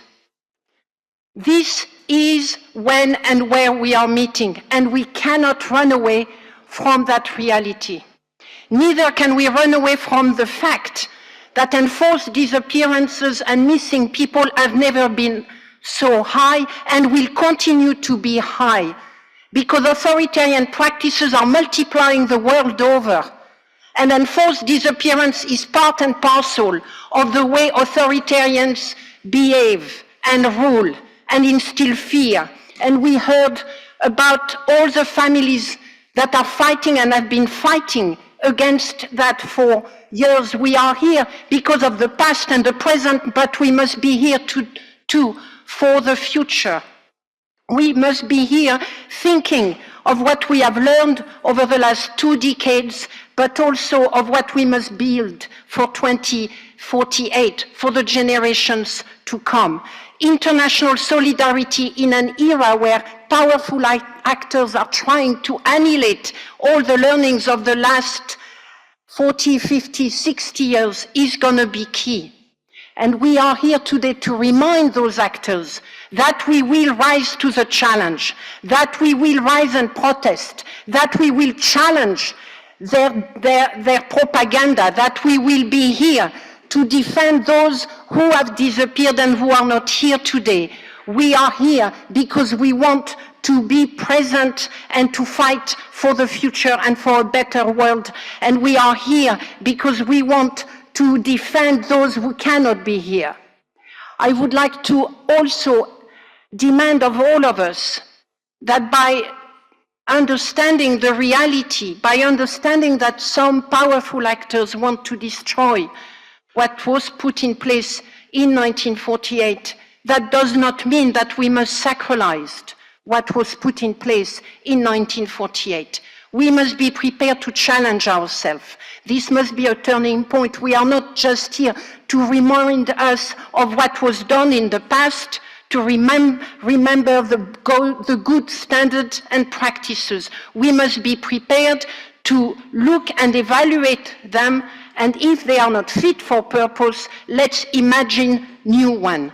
Let's create new standards when and where they are required. Let's not give the space of recreating the world to those who have the intention to do so on the basis of notions of superiority and destruction.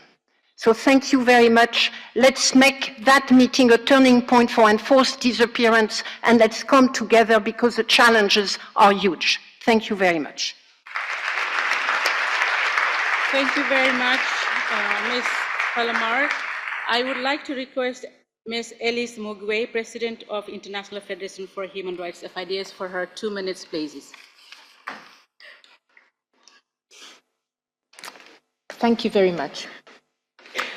Excellencies, distinguished representatives, and esteemed colleagues, as President of the International Federation for Human Rights, I stand here representing our 188 members in over 116 countries. It is indeed an honor to stand before you today at the opening of the first World Congress on Enforced Disappearances.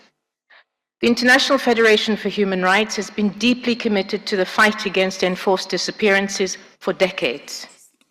As a member of civil society, we were privileged to be amongst those who played a key role in the process leading up to the adoption of the International Convention for the Protection of All Persons from Enforced Disappearance. This is a historic milestone in the global effort to end this abhorrent practice. Today, while this convention stands as a powerful legal tool, in many places around the world, it nevertheless seems to have little deterrent effect. Having worked closely with our FIDH members and colleagues from Chile, Indonesia, Kashmir, Mexico, Palestine, Syria, Ukraine, and Zimbabwe, to name a few, in the very recent past, I'm constantly reminded of the global and devastating impact of enforced disappearances on individual victims, including family members of the disappeared, and entire societies where this practice is still prevalent. We're very grateful to welcome these and other victims and their representatives to this Congress today. The Convention provides a vital framework for ensuring that no state can turn a blind eye to this crime and that its perpetrators do not walk free. Yet, as we gather here today, only 77 states have ratified the Convention and many countries are yet to fully implement its provisions. The full implementation of the Convention is key to ensuring accountability for this heinous crime and victims' access to remedies. A most recent example of this commitment is the ratification of the Convention by Bangladesh on the 29th of August 2024. This, after about 1,700 cases of enforced disappearances under the former government. At FIDH, supporting victims and survivors and ensuring that their rights are respected lie at the heart of our work. As a partner to the Congress, we are here today to reaffirm our commitment to placing victims and survivors at the center of our efforts to eradicate enforced disappearances. We will continue to do so by raising awareness across regions of this heinous crime and by advocating for their fundamental rights, the rights to truth, justice, participation, protection, and reparation. This Congress presents a unique opportunity to assess our collective achievements, to learn from one another, and to renew our resolve to fight against enforced disappearances and impunity. It is a key moment for us to strengthen our efforts to ensure not only that the Convention reaches universal ratification and implementation, but also that it can be rigorously and effectively implemented through strong domestic, legal, and institutional frameworks. In conclusion, let us leave this Congress with renewed energy and a shared commitment to bring an end to enforced disappearances through a concrete plan of action. Civil society, international institutions, and national authorities, let us all work together to ensure that the voices of victims and survivors are heard, their rights are respected, and that the perpetrators of this crime are held accountable. Thank you. Merci beaucoup. Thank you very much, Alice. Now I would like to invite Mr. Christian Harwelzheimer from International Catalan Institute for Peace. For 2 minutes.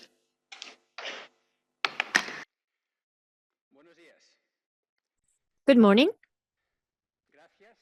Thank you to the CEDI the Convention Against Enforced Disappearances Initiative, for inviting us to be partners of this Congress. The International Catalan Institute for Peace, ICIP, is a public institute, independent institute located in Barcelona.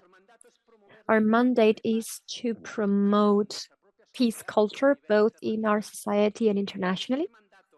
And this mandate that stems from the Catalan Parliament is a singular one in the sense of understanding peace building, not just as prevention and resolution of armed conflict, but also the need to prevent and respond to all forms of violence. Today in the world, there are unprecedented levels of armed conflicts, military spending, all sorts of violence and humanitarian consequences. And at the same time, the risk of a setback in internationally recognized rights. We need new frameworks of analysis and action, and we need to recognize other actors as peace builders. Where there are enforced disappearances, there is violation of human rights. And where there is violation of human rights, there is no peace. Those who denounce disappearances and look for the disappeared are not just defenders of human rights.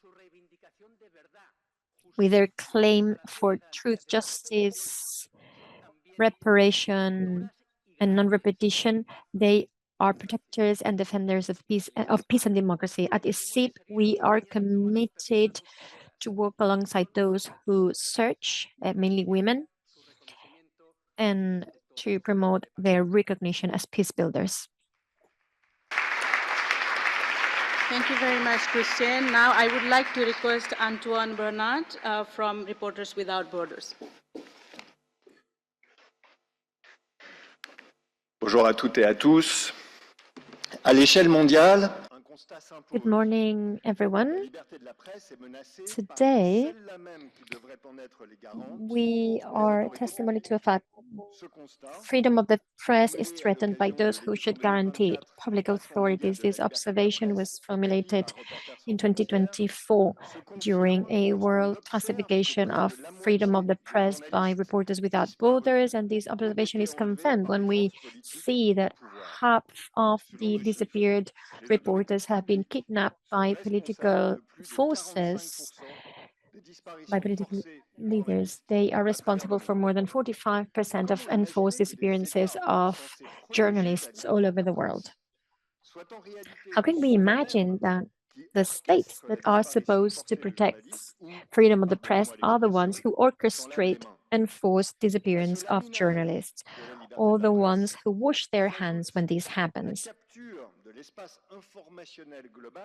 Additionally to this destruction of freedom of the press, we add the social media companies who make use of misinformation and who annul journalists and set them aside. Journalists have to fight against enforced disappearances, which are a direct consequence of their professional activity. Journalists should also contribute to the reestablishment of the truth, informing on enforced disappearances, and journalists also act on behalf of society and the right to have reliable information.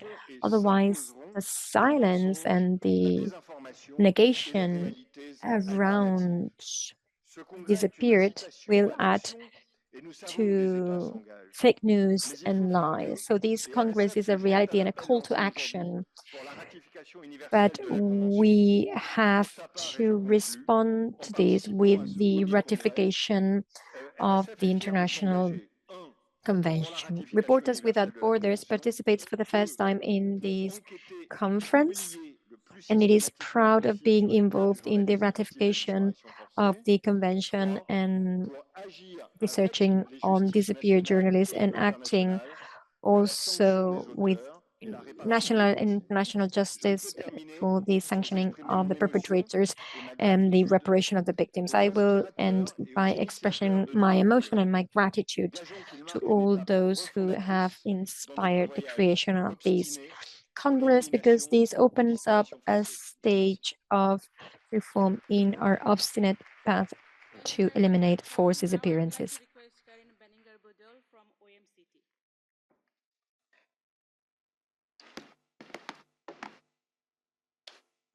Excellencies, distinguished delegates, colleagues, friends, good morning. I would like to express my gratitude to the organizers of this first World Congress on Enforced Disappearances for convening us to strengthen our collective efforts and build partnerships in combating enforced disappearances. The OMCT works with around 200 member organizations, which constitutes its SOS Torture Network, to end torture, ill treatment, fight impunity, and protect human rights defenders worldwide.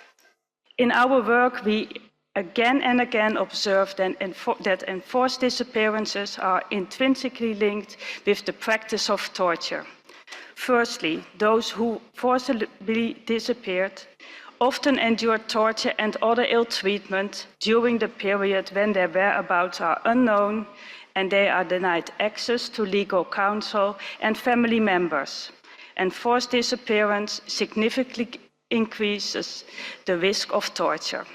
Secondly, the psychological torment experienced by the families of the disappeared, living in constant uncertainty about their loved ones, is a form of torture.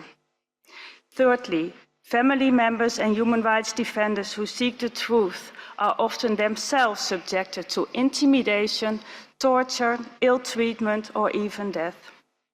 Fourthly, Article 1 of the CEDI Convention aligns with the absolute prohibition of torture laid down in the Convention Against Torture, establishing that no exceptional circumstances can justify enforced disappearances. Given this links between both crimes, the discrepancy in the ratification of the Convention Against Torture and the CED Convention is striking. While the Convention Against Torture has been ratified by 175 states, the latter has only been ratified by 77. The OMCT stands committed to continue its efforts to raise awareness of the crime of enforced disappearances by advocating for universal ratification of the CED Convention, supporting strengthening of national legal frameworks by working with government, civil society, and international bodies to support the development and enforcement of national legislation aligned with the Convention's provisions, and empowering survivors and their families by prioritizing their voices of survivors and victims and their families in shaping our advocacy and providing support for the pursuit of justice, truth, and reparation. Thank you very much. Thank you very much, Karen. Now I would like to request Madame Solange Moumé-Itia from ECAT, France.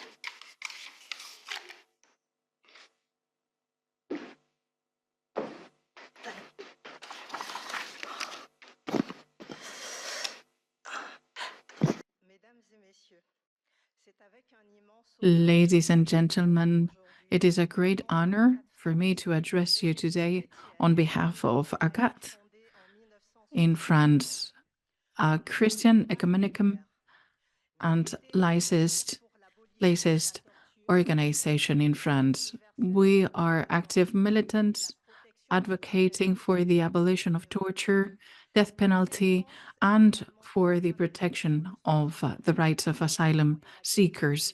France is engaged in the protection and defense of the victims. Today, we are gathered together to share our experiences, our work, and the advocacy that we have conducted in supporting the victims and their relatives resulting from this mechanism of repression that constitute violations to international law.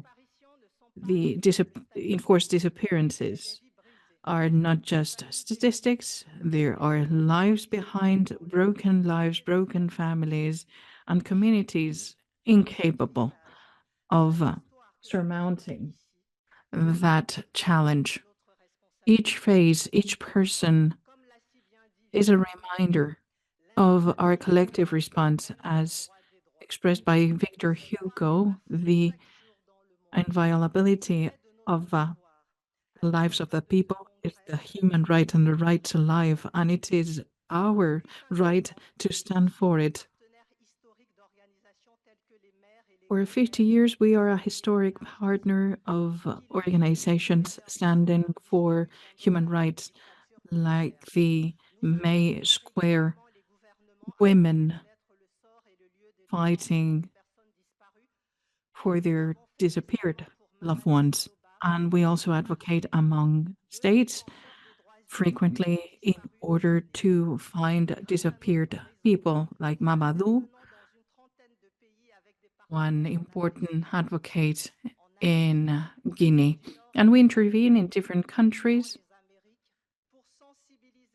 in sub-Saharan and Northern Africa and Asia and North America. We launch awareness-raising campaigns of hundreds of disappeared, and we have weekly urgent calls to call for the prevention of enforced disappearances. And in France, we fought for the ratification of the Convention for the Protection of All Persons from Enforced Disappearances, because we have the responsibility to build a future where everyone can live fully. From Geneva Human Rights Platform. You have 2 minutes as well. Merci beaucoup. Excellencies, ladies and gentlemen, colleagues and friends, it is an honor to address you here at the first World Congress on Enforced Disappearances. At the Geneva Human Rights Platform, as a partner of this Congress, we were involved especially in the preparatory discussions. We're not an actor specialized in enforced disappearances or litigation, so I will not attempt to repeat what others have said better before me. We come to this Congress with a perspective to enhance the functioning of the human rights system. In this sense, we host those preparatory meetings, especially between the organizers of the Congress and the UN treaty bodies and special procedures, most notably the Committee on Enforced Disappearances and the Working Group on Enforced and Involuntary Disappearances. This systemic approach actually highlights the need, on the other hand, for coherent definitions and complementary procedures and mechanisms.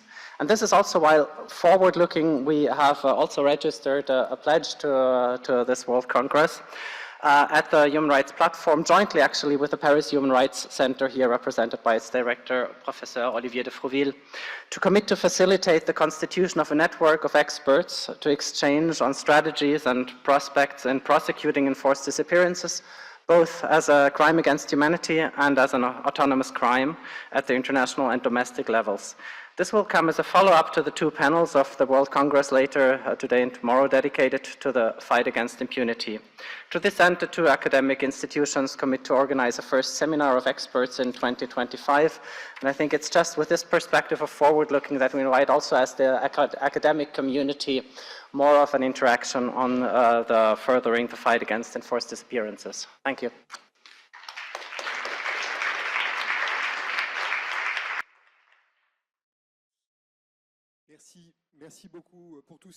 Thank you very much for this engagement and for all these commitments and pledges. We're going to continue this session now with the intervention by the states. I'm going to start inviting the Deputy Secretary, Under-Secretary of State of the Ministry of Justice of the Republic of Poland, Ms. Ayeshah. As the representative of the government of Poland, I welcome you and would like to extend my congratulations to the distinguished conference organizers. Convention Against Enforced Disappearances Initiative, the United Nations Committee on Enforced Disappearances, the United Working Group on Enforced and Involuntary Disappearances, and the Office of the United Nations High Commissioner for Human Rights on holding the first edition of the World Congress on Enforced Disappearances. I would also like to express my gratitude to the Swiss Federal Council, the State Council of the Republic and Canton of Geneva, and the Executive Council of the City of Geneva for its participation in organizing the Congress, just in Geneva, which is widely considered to be the world capital of human rights. The Congress provides a new forum to discuss the current challenges facing countries, to intensify efforts to improve, prevent, stop, and repress enforced disappearances. Ladies and gentlemen, it's an honor to inform you that since 30 December 2024, Poland has been the next 77th state party to the United Nations International Convention for Protection of all persons from enforced disappearances. The history of ratification is long, dating back to June 2013, when Poland signed the convention. The beginning of the ratification process was one of the first decisions of the new government in the end of 2023. The process has now been successfully completed, and Polish Parliament decided to finalize ratification. Moreover, Poland has recognized the committee's jurisdiction under Article 31 and 32 of the Convention to receive and consider complaints from individuals claiming to be victims of state violations and interstate complaints. Polish law is generally consistent with the Convention. However, being bound by it will trigger an obligation to penalize enforced disappearances as a separate offense and to criminalize an act or omission of a superior who, even if intentionally, allows subordinates to commit enforced disappearance. We do already work on a relevant draft. We assume that all necessary legal steps in this regard will be taken by the end of 2025. The Polish government will soon submit to the Committee of Enforced Disappearances a report on the measures taken to fulfill the obligations arising from the Convention and will await for the Committee's comments and remarks. We declare our willingness and fully cooperate with the Committee. Even if there are no recent indications of the existence of the enforced disappearances in Poland, acceding to the Convention makes significant sense. Indeed, the greater the number of states that accede to such core human rights conventions, the stronger the international consensus confirming the incompatibility of the practice in question with the basic principle of law recognized by the international community. This can contribute to increasing pressure and holding states and human rights violators accountable. The problem of enforced disappearances unfortunately remains a big challenge for the international community, including across the Eastern Europe or Middle East, especially in the situations of armed conflict.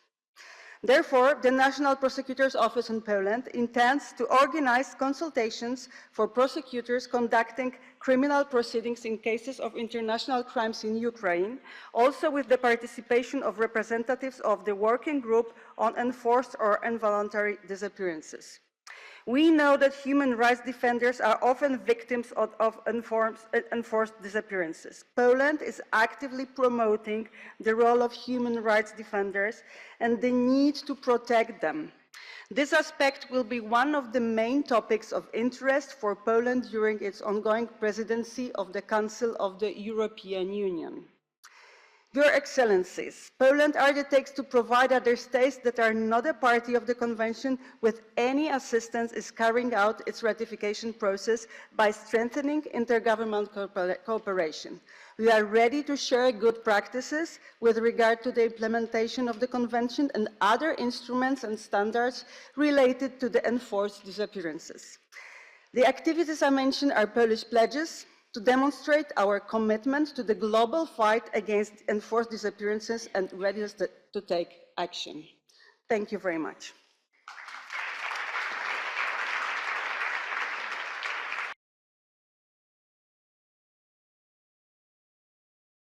Thank you very much. I would like to invite Mr. Sid Ahmed Benan, the Commissioner for Human Rights, Humanitarian Action and Civil Society Relations for Mauritania.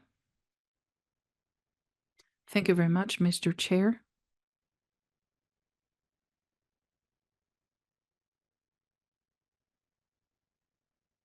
Mr. Chair, ladies and gentlemen, it's a pleasure for me to participate on behalf of the Islamic Republic of Mauritania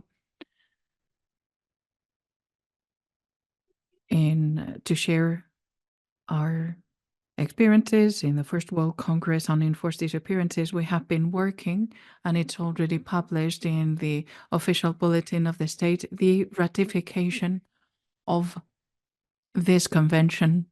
And as we speak, it can be implemented, and it is placed above the national law even right now.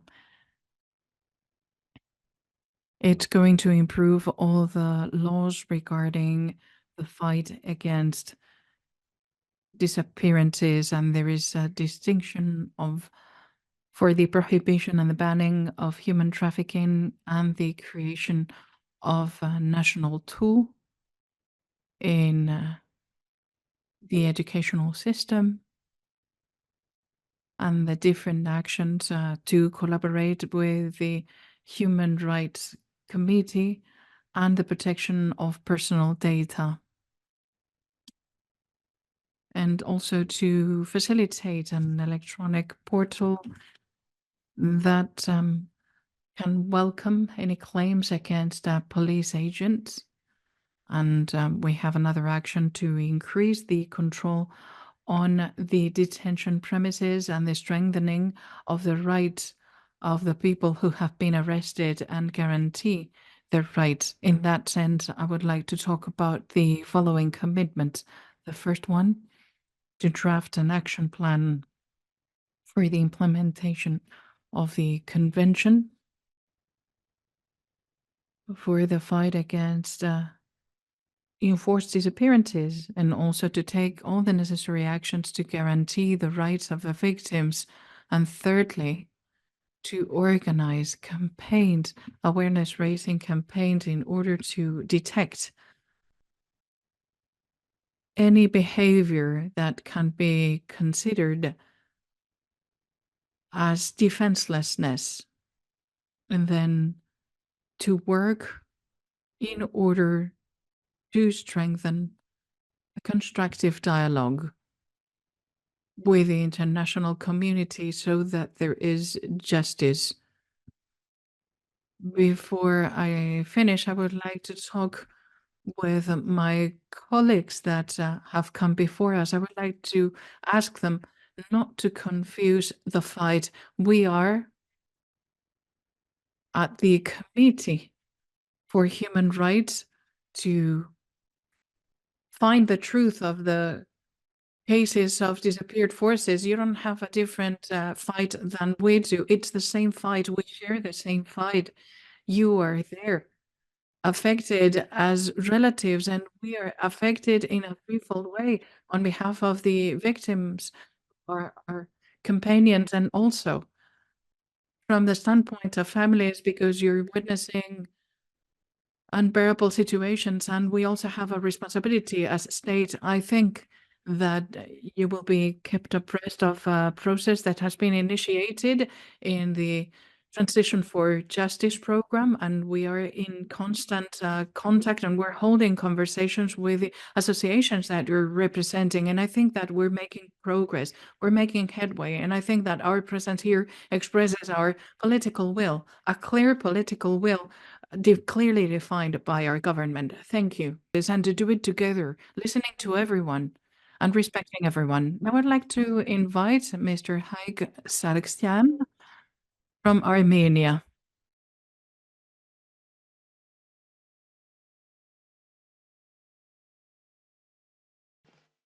Excellencies, distinguished colleagues, ladies and gentlemen. The Republic of Armenia expresses its deep appreciation to the organizers of this Congress for providing a vital platform to address the critical issue of enforced disappearances. This grave human rights violation continues to leave profound scars on individuals, families, and communities, denying them the fundamental rights to truth, justice, and reconciliation. As a state party that has acceded to and ratified the International Convention for the Protection of All Persons from Enforced Disappearance, Armenia remains firmly committed to combating enforced disappearances and upholding the principles enshrined in the International Convention. However, as we all know too well, addressing these humanitarian concerns requires not only commitment but also the willingness of all parties to engage in genuine dialogue and cooperation. Armenia is no stranger to the pain caused by enforced disappearances. The aftermath of the 44-day war in 2020, as well as the military aggression against the people of Nagorno-Karabakh in September 2023, has left the Armenian side with 50 documented cases of enforced disappearances, supported by clear video and photographic evidence. Tragically, the fate of these individuals remains unknown to this day. Despite the humanitarian nature of this issue, the other side has refused to provide any information or cooperate whatsoever with relevant UN special mandate holders, further complicating efforts to resolve these cases. Armenia underscores the urgency of depoliticizing such matters and addressing them with the focus they deserve. Our experience underscores the importance of collective action and good faith efforts to resolve these matters. Depoliticizing humanitarian matters and addressing them in good faith can serve as a cornerstone for building trust and lasting peace. Dear colleagues, Armenia has taken meaningful steps to address this issue. An interagency commission on prisoners of war, hostages, and missing persons has been established to oversee and coordinate actions related to enforced disappearances and missing persons. The commission ensures close collaboration with the relatives of the disappeared, keeping their needs and concerns at the forefront of our efforts. Families are provided with ongoing psychological, legal support, reflecting our commitment to a victim-centered approach. In this spirit, I am pleased to announce Armenia's pledges. Further strengthening victim support. Armenia is committed to improving access to legal, psychological, and socio-economic assistance for families of the disappeared. This includes offering specialized psychological support to address trauma and implementing socio-economic programs to alleviate financial hardships. To ensure these efforts remain effective, we'll establish mechanisms to monitor and adapt these support measures to evolving needs. Creating a national register of disappeared persons. Armenia will develop a transparent and accessible database to document cases of missing and disappeared persons. This register will serve as a vital resource for families and investigators, enabling them to uncover the truth and pursue justice. The database will be developed in consultation with families and civil society, ensuring inclusivity and accuracy while maintaining strict data privacy restrictions. Enhancing regional and international cooperation. Armenia is willing to engage with regional and global partners to streamline search efforts, share best practices, and strengthen forensic capacities. We're prepared to initiate joint training programs for law enforcement and forensic experts and participate in international information sharing mechanisms. Armenia remains steadfast in its commitment to international cooperation and believes that states must rise above political differences to address the plight of the disappeared. Through collaboration and mutual understanding, we can honor the memories of the disappeared and provide justice and closure to their families. Thank you. Merci, monsieur. Appelle son Excellence, Monsieur Christophe Payot, ambassadeur et représentant permanent de la Belgique auprès des Nations Unies. I give the floor to Christophe Payot, ambassador and permanent representative of Belgium to the United Nations Office and specialized institutions in Geneva.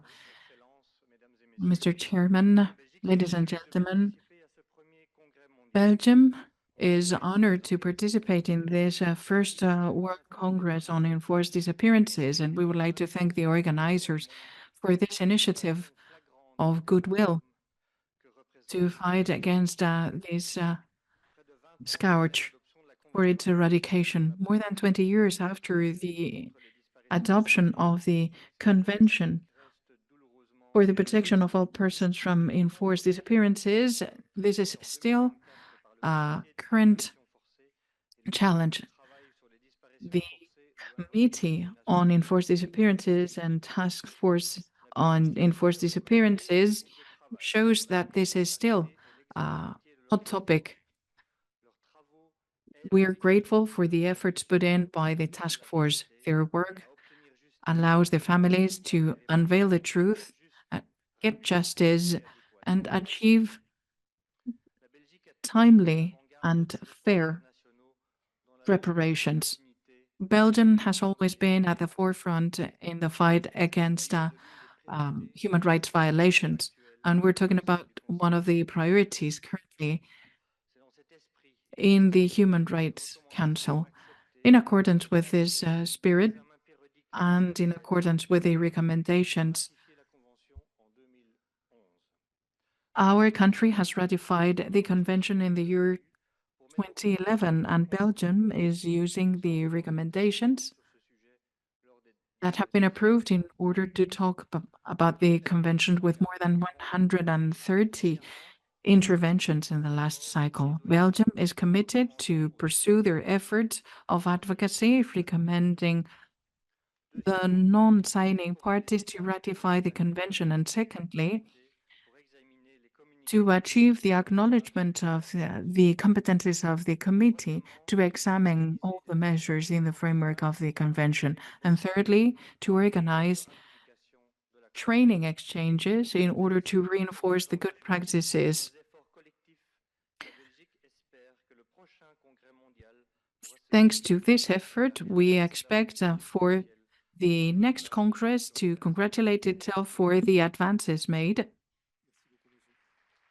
in the sense of the ratification of this convention. Now I would like to invite Mr. Tovar da Silva Nunes, Ambassador and Permanent Representative of Brazil to the United Nations Office. Mr. Chair, and all those who are solidary with the victims of enforced disappearances. It is for Brazil an honor to participate in this first World Congress on Enforced Disappearances, and we take this opportunity to announce 3 voluntary pledges reaffirming our commitment to address this grave issue. First pledge, Brazil commits to send to Congress a proposal to recognize the competence of the Committee Against Enforced Disappearances to examine individual and interstate communications pursuant to Articles 31 and 32 of the Convention. Pledge number 2, Brazil commits to develop a protocol to identify human remains discovered in mass graves and to build the capacities of relevant officials on that matter. And pledge number 3, Brazil commits to ensure the issuances of accurate death certificates for victims of forced disappearance during the military dictatorship, specifying the accurate cause of death and provide these certificates to the victims' families. I thank you. Merci beaucoup, monsieur, pour ces engagements très concrets. J'appelle maintenant. Thank you very much. And now, Claudia Fuentes Julio, Her Excellency, Ambassador and Permanent Representative of Chile to the United Nations. Thank you, Mr. Chair. Excellencies, friends,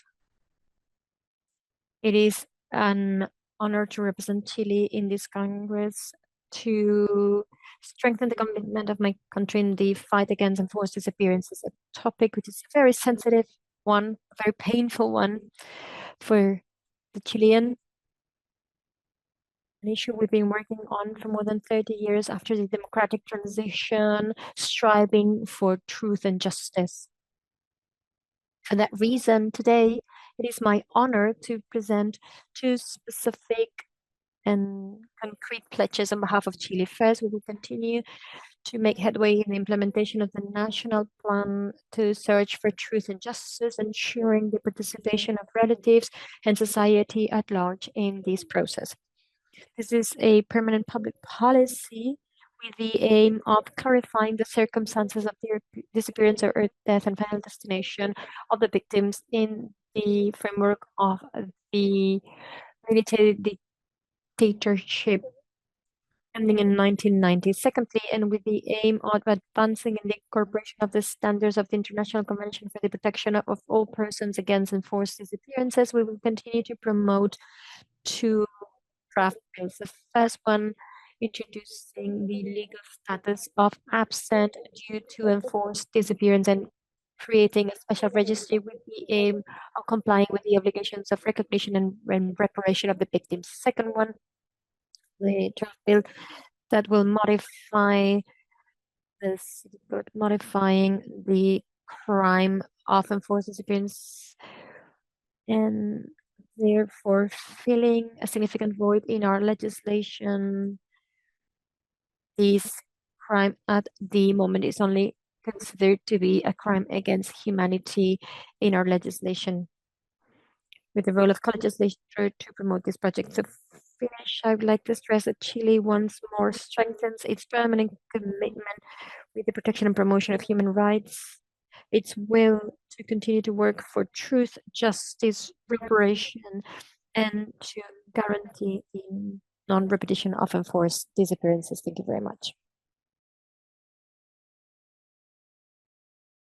Thank you, Your Excellency. Now, Gustavo Gallón, Ambassador and Permanent Representative of Colombia to the United Nations.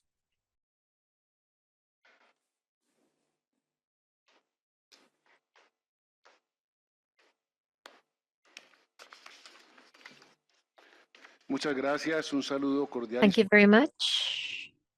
Cordial and solidary greetings to all those of you present in this important Congress. Colombia, as you very well know, has faced more than 7 decades of armed conflict.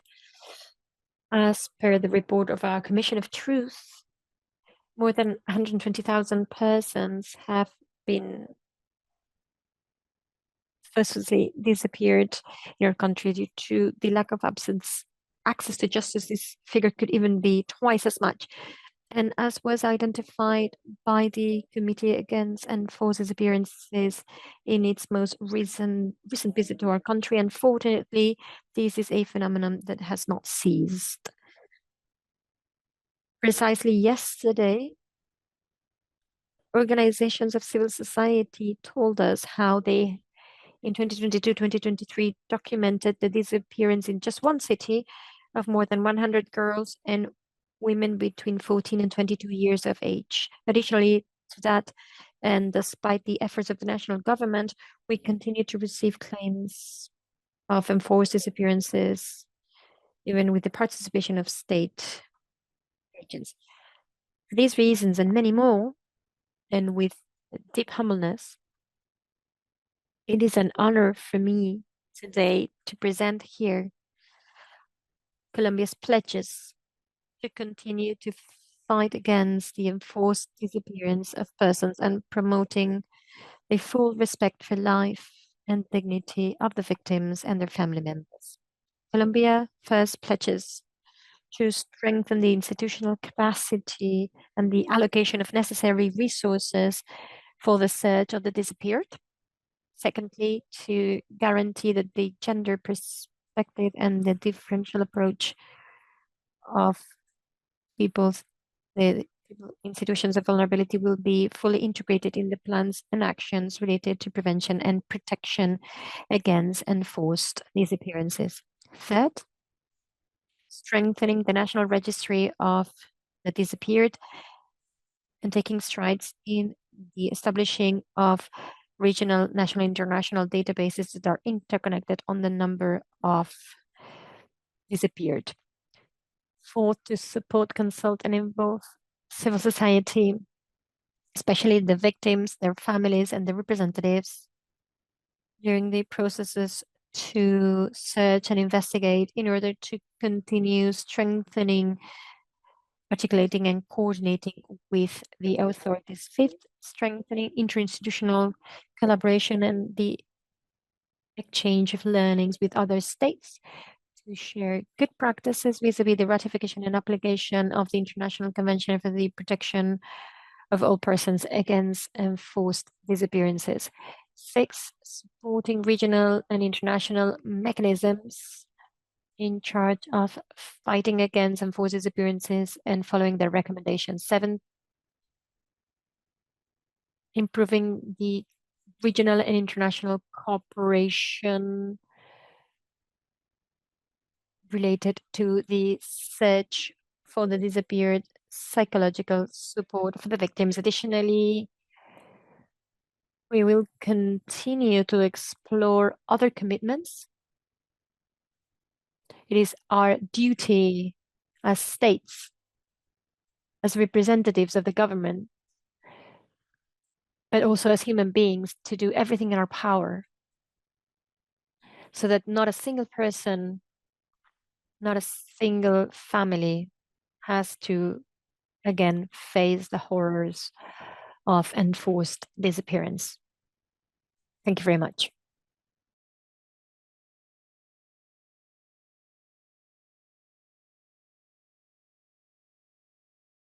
Thank you very much, and I would like to pass forward to Her Excellency Andrea Javor, Deputy Permanent Representative of the Republic of Croatia to the United Nations Office. Thank you, Mr. President. Excellencies, ladies and gentlemen, Croatia ratified the Convention on Enforced Disappearances in 2022 and has already submitted its first report on the measures taken with the aim of fulfilling our obligations. Our Constitution prohibits the unlawful deprivation of liberty and abductions even in the case of the clear and present dangers to the existence of the state. Moreover, the Constitution stipulates that whoever violates its provisions concerning human rights and fundamental freedoms is personally liable and cannot invoke a defense of superior orders. Though enforced disappearance is not criminalized as an independent criminal offense, the existing national criminal law framework covers enforced disappearance within the provisions on the crime against humanity and the criminal offense of unlawful deprivation of liberty. This enables the sanctioning of the acts of arrest, detention, abduction, or any other form of unlawful deprivation of liberty, by which legal features of enforced disappearances can be realized. As a result of the armed aggression against our country in the early 90s, Croatia experienced massive cases of enforced disappearances, arbitrary detentions, and forced removals. More than 5,250 cases of disappeared persons have been resolved using geological and various new technology methods for the detection of hidden mass in individual graves. However, any further significant progress can only be achieved through meaningful cooperation of the other side. So, on this occasion, Croatia pledges to keep determining the fate of the remaining 1,782 missing persons from the homeland war as a priority in the years to come in order to reveal the truth about their fate, fulfilling its key humanitarian and human rights obligations. Croatia furthermore pledges its willingness to share its experience and the so-called Croatian model of searching for disappeared persons with interested states as an example of good practice. Thank you, and wishing you all a very fruitful Congress on this very relevant topic. Merci beaucoup. J'appelle son Excellence Madame Isabelle Rome, Isabel Rom, now Ambassador at Large for Human Rights for France.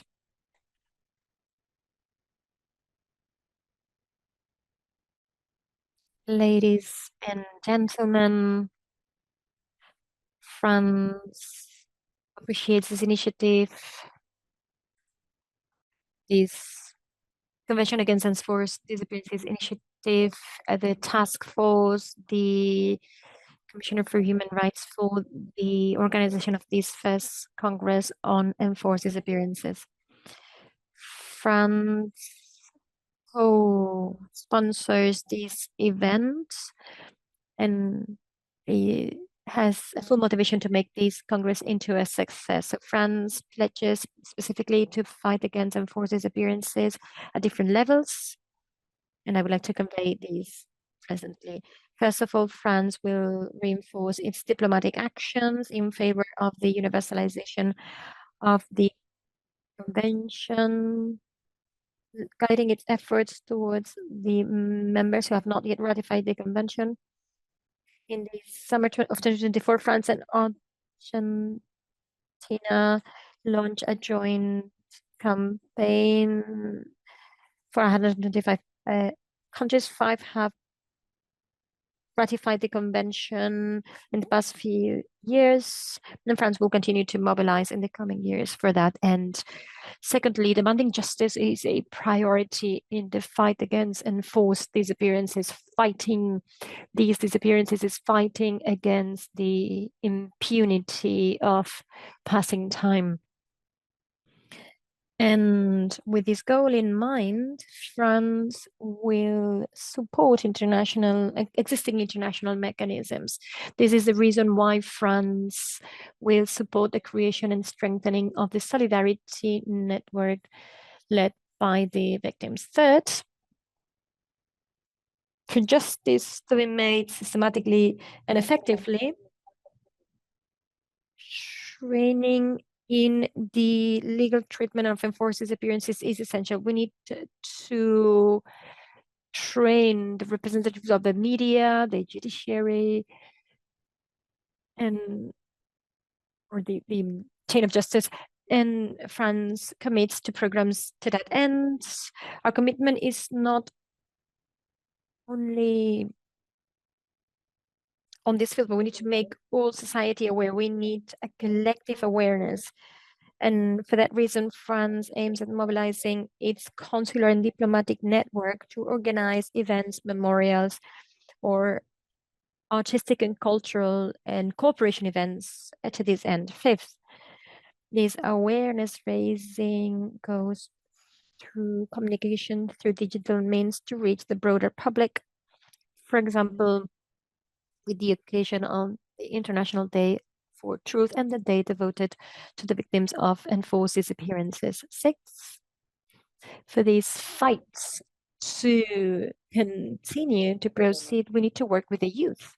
France commits, in keeping with Article 24, to support the creation of a worldwide network of youth against enforced disappearances so that youth organizations can participate in this cause and so they can be heard.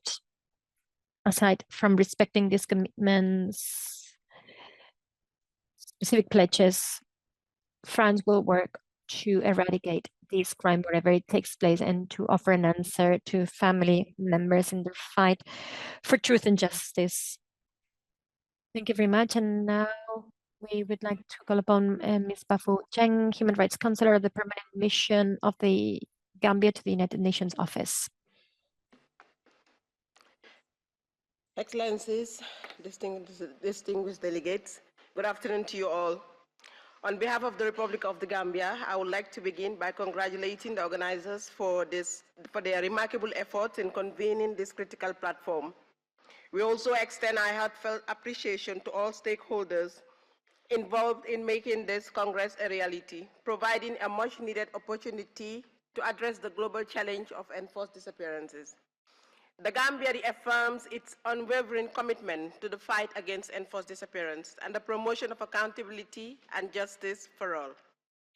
Since signing and ratifying the International Convention for the Protection of All Persons from Enforced Disappearances in 2018, the Gambia has made significant strides in fulfilling its obligations under the Convention. In 2022, we submitted our initial report to the Committee on Enforced Disappearances, marking a key milestone in our journey of transparency and compliance. As we prepare for our first review by the committee, scheduled for March 2025, we remain dedicated to engaging constructively to further strengthen our efforts. To this end, we are committed to adopting legislation aimed at strengthening the existing legal framework in the country, ensuring it is aligned with international standards. In this regard, I am honored to share the Gambia's pledges and key actions aimed at reinforcing our national frameworks and contributing to the global fight against this heinous practice. 1. Adoption of legislation. The Gambia commits to adopting a comprehensive legislation by March 2026 that criminalizes enforced disappearances as a distinct offense, ensuring alignment with the International Convention for the Protection of All Persons. The legislation will include provisions for victim support, accountability measures, and mechanisms to prevent this practice. 2. Development of a national action plan. To ensure the full domestication of the convention, the Gambia will develop and implement a national action plan by March 2026. The plan will be grounded in consultations with victims, civil society organizations, and national human rights institutions to ensure inclusivity and effectiveness. 3, empowering victims. While this commitment is presently ongoing, with a record milestone set for December 2025, the Gambia pledges to further establish programs providing legal, psychological, and socio-economic support to victims and their families. These programs will aim to ensure access to justice and effective remedies. And 4, awareness and training initiatives. While this commitment is equally ongoing, the Gambia further commits to continue raising awareness about enforced disappearances through targeted education campaigns and specialized training programs for law enforcement, judiciary, and other relevant stakeholders. Excellencies, distinguished delegates, the Republic of the Gambia stands resolute in its commitment to addressing enforced disappearances, both at home and globally. We look forward to collaborating with all stakeholders to make significant strides towards justice, accountability, and support for victims. We thank you.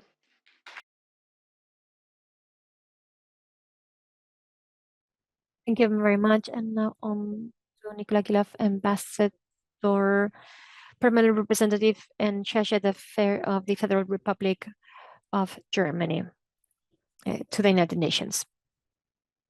Excellencies, distinguished colleagues, ladies and gentlemen, Germany is committed to the global fight against enforced disappearance and ratified the International Convention for the Protection of All Persons from Enforced Disappearance in 2009. Even before Germany had ratified the convention, enforced disappearance was punishable under German criminal law, albeit under several different norms.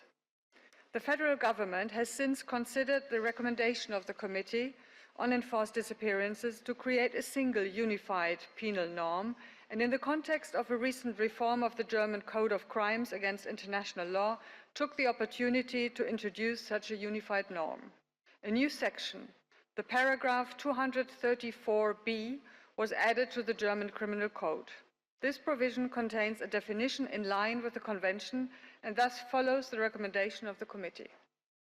At the same time, the relevant provision on crimes against humanity in the Code of Crimes against International Law was amended to better reflect the wording of the Rome Statute.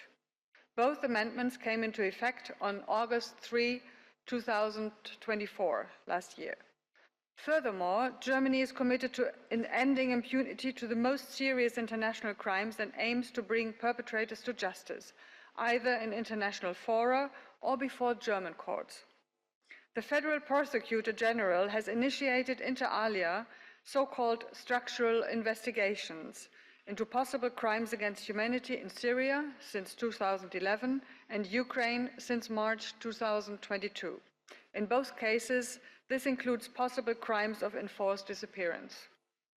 Against this background, Germany pledges to continue to promote the ratification of the Convention and to share its experiences and good practices with the authorities of other current or potential parties to the Convention. To commemorate, as it has done in previous years, the International Day of the Victims of Enforced Disappearances on 30th of August, and to continue to support regional and international mechanisms mandated to combat enforced disappearance, such as the Committee on Enforced Disappearances, both politically and financially. Thank you very much.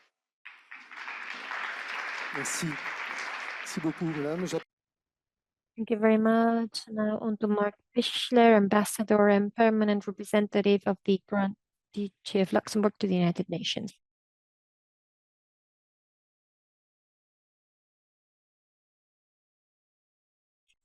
Thank you very much. Excellencies, Luxembourg ratified the International Convention for the Protection of All Persons from Enforced Disappearance on April 1st, 2022. We salute the organization of this first World Conference to pay tribute to the victims and their families and the representatives and experts of civil society in the United Nations who work incessantly to fight against this crime of enforced disappearances. My country commits to support the mechanism set in motion to fight against enforced disappearances. Luxembourg was present in the General Assemblies that created the independent institution for forced disappearances in response to the petitions of the families. We will continue to defend this cause. We will continue to work with civil society and for the retrieval of the disappeared. We make a call to all the states to support this. Luxembourg is a member of the International Commission for the Return of the Children for the rights of the deported children from occupied parts of Ukraine to the Russian Federation. We will continue to fight for this cause and supporting the research work of the prosecutor of Ukraine. He has all of our support. And we offer all of our support to the deported children. Thank you very much. Thank you very much. Now over to Fatima Barkan, Secretary General of the Interministerial Delegation of Human Rights in Morocco. Your Excellencies, dear ladies and gentlemen, dear participants, present and online, it is an honor to take the floor here today on behalf of my country, the Kingdom of Morocco. Meeting with the occasion of this first World Congress on Enforced Disappearances, allow me to express my honest gratitude to our partners, friends, for the fruitful cooperation with Morocco vis-a-vis this important initiative. The participation of my country is inscribed in a global dynamic in which Morocco has played an active role in the promotion of human rights under the guidance of His Majesty King Mohammed VI strategic directives, which I cannot detail during my words now, but they express the will of the King of Morocco to contribute to a strong international system in the matter of human rights. Along the lines of these commitments, and also along the lines of the collective aspirations of participants in this conference, the Kingdom of Morocco wishes to express two important commitments vis-a-vis the objectives of the International Convention for the protection of all persons from enforced disappearance. First, supporting good practices. This seminar will be a platform to talk about the challenges of the states, identifying specific solutions, tangible solutions to strengthen international and regional cooperation in this field. Second commitment, the inclusion of enforced disappearance in the criminal code as an independent crime and a severe violation of human rights. This legislative reform in course of liberation is a proof of Morocco's will to strengthen its legal armamentarium to end with this scourge. We confirm our commitment to work and end this practice in Morocco. Thank you very much. And I cannot denounce the attempts to go against the spirit of openness of our debates, instrumentalizing this meeting and the noble cause defended here.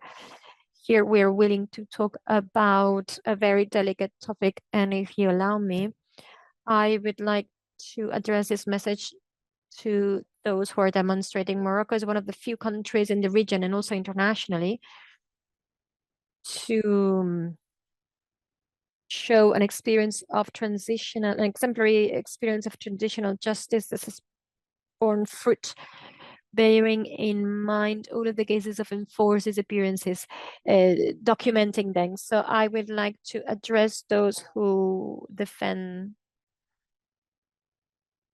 separation. We want to strive for truth in the cases of enforced disappearances.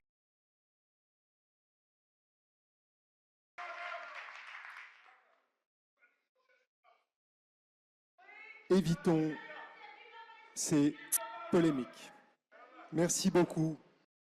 There is unavoidable polemicism. Thank you for maintaining an atmosphere of mutual understanding and listening. I give the floor to Fernando Espinosa Oliveira, Ambassador and Deputy Permanent Representative of Mexico to the United Nations. I would like to express my condolences to the families of the people who have disappeared.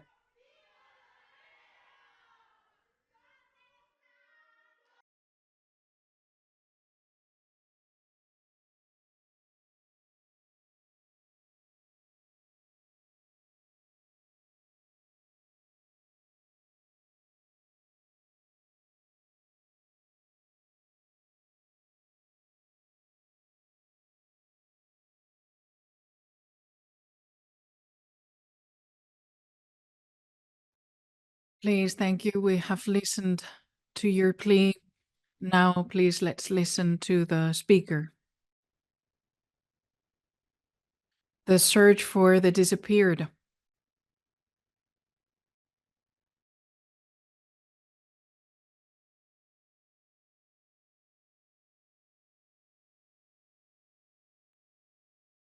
The same rule is to be applied for everyone. For everyone. All of you will have the opportunity to take the floor, but it's important to listen to the speakers that wish to convey their message and their pledges. Thank you very much.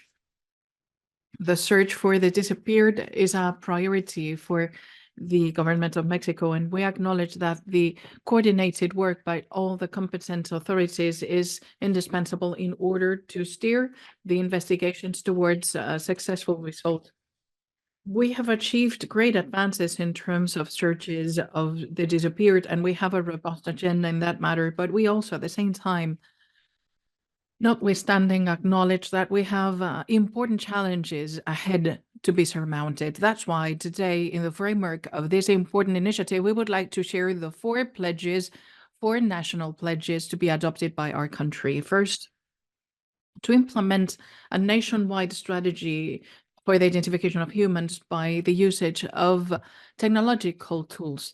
Secondly, to harmonize and standardize the legal framework in order to strengthen the interinstitutional ties and collaborations, and to guarantee the participation of the families in the institutional processes of searches with law enforcement capabilities, and to guarantee and certify the personnel for the search for the disappeared and the local commissions to guarantee the implementation of the search protocols. And finally, we would like to reiterate that for the government of Mexico, the search for the disappeared constitutes a priority, and we will give a follow-up for the implementation of those commitments in order to improve our response capacity through coordination with the national authorities and through the international cooperation. Thank you very much, Mr. Chair. Thank you very much, Ambassador. And now I would like to invite Mr. Hassan Hamid, Ambassador and Permanent Representative of the Republic of Sudan to the United Nations and international organizations in Geneva.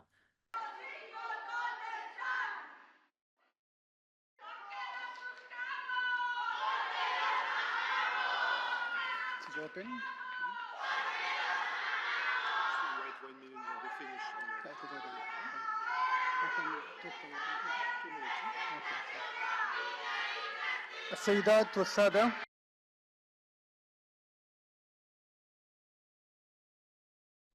Ladies and gentlemen, I would like to thank all the organizers of this Congress.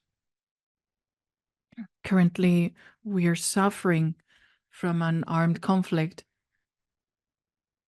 by the armed forces of intervention financed by foreign countries, and many atrocities have been committed. And precisely the crime of enforced disappearances and enforced detention is carried out in detention centers where not even the bare minimum of guarantees is fulfilled. We're talking about people who have been tortured without any kind of medical assistance, and the number of enforced disappeared people is higher than 5,000 people. And among them, we have women and children. And we would like to make the most of this opportunity to show our full rejection to these barbaric actions. And we reject and we condemn all the forms of torture and human trafficking and enforced disappearances. Our country is a signatory of the Convention for the Protection of All Persons from Enforced Disappearances, and we're working towards the implementation, striving for dignity and proper indictment for criminals. Our pledges are the following. First, to continue with the path of seeking for more coordination between international legislation and national legislation. Secondly, to cooperate with the families of the victims of the enforced disappearances. And thirdly, to facilitate access to justice for those people.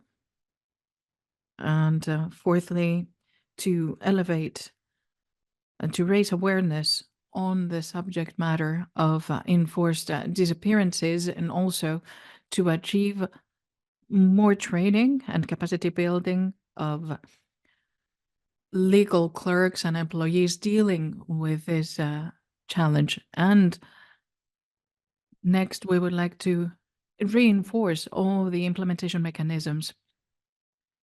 We have had specific guidelines which were addressed to the general prosecutor for them to take into consideration all the claims on enforced disappearances and to strengthen any possible kind of collaboration with other countries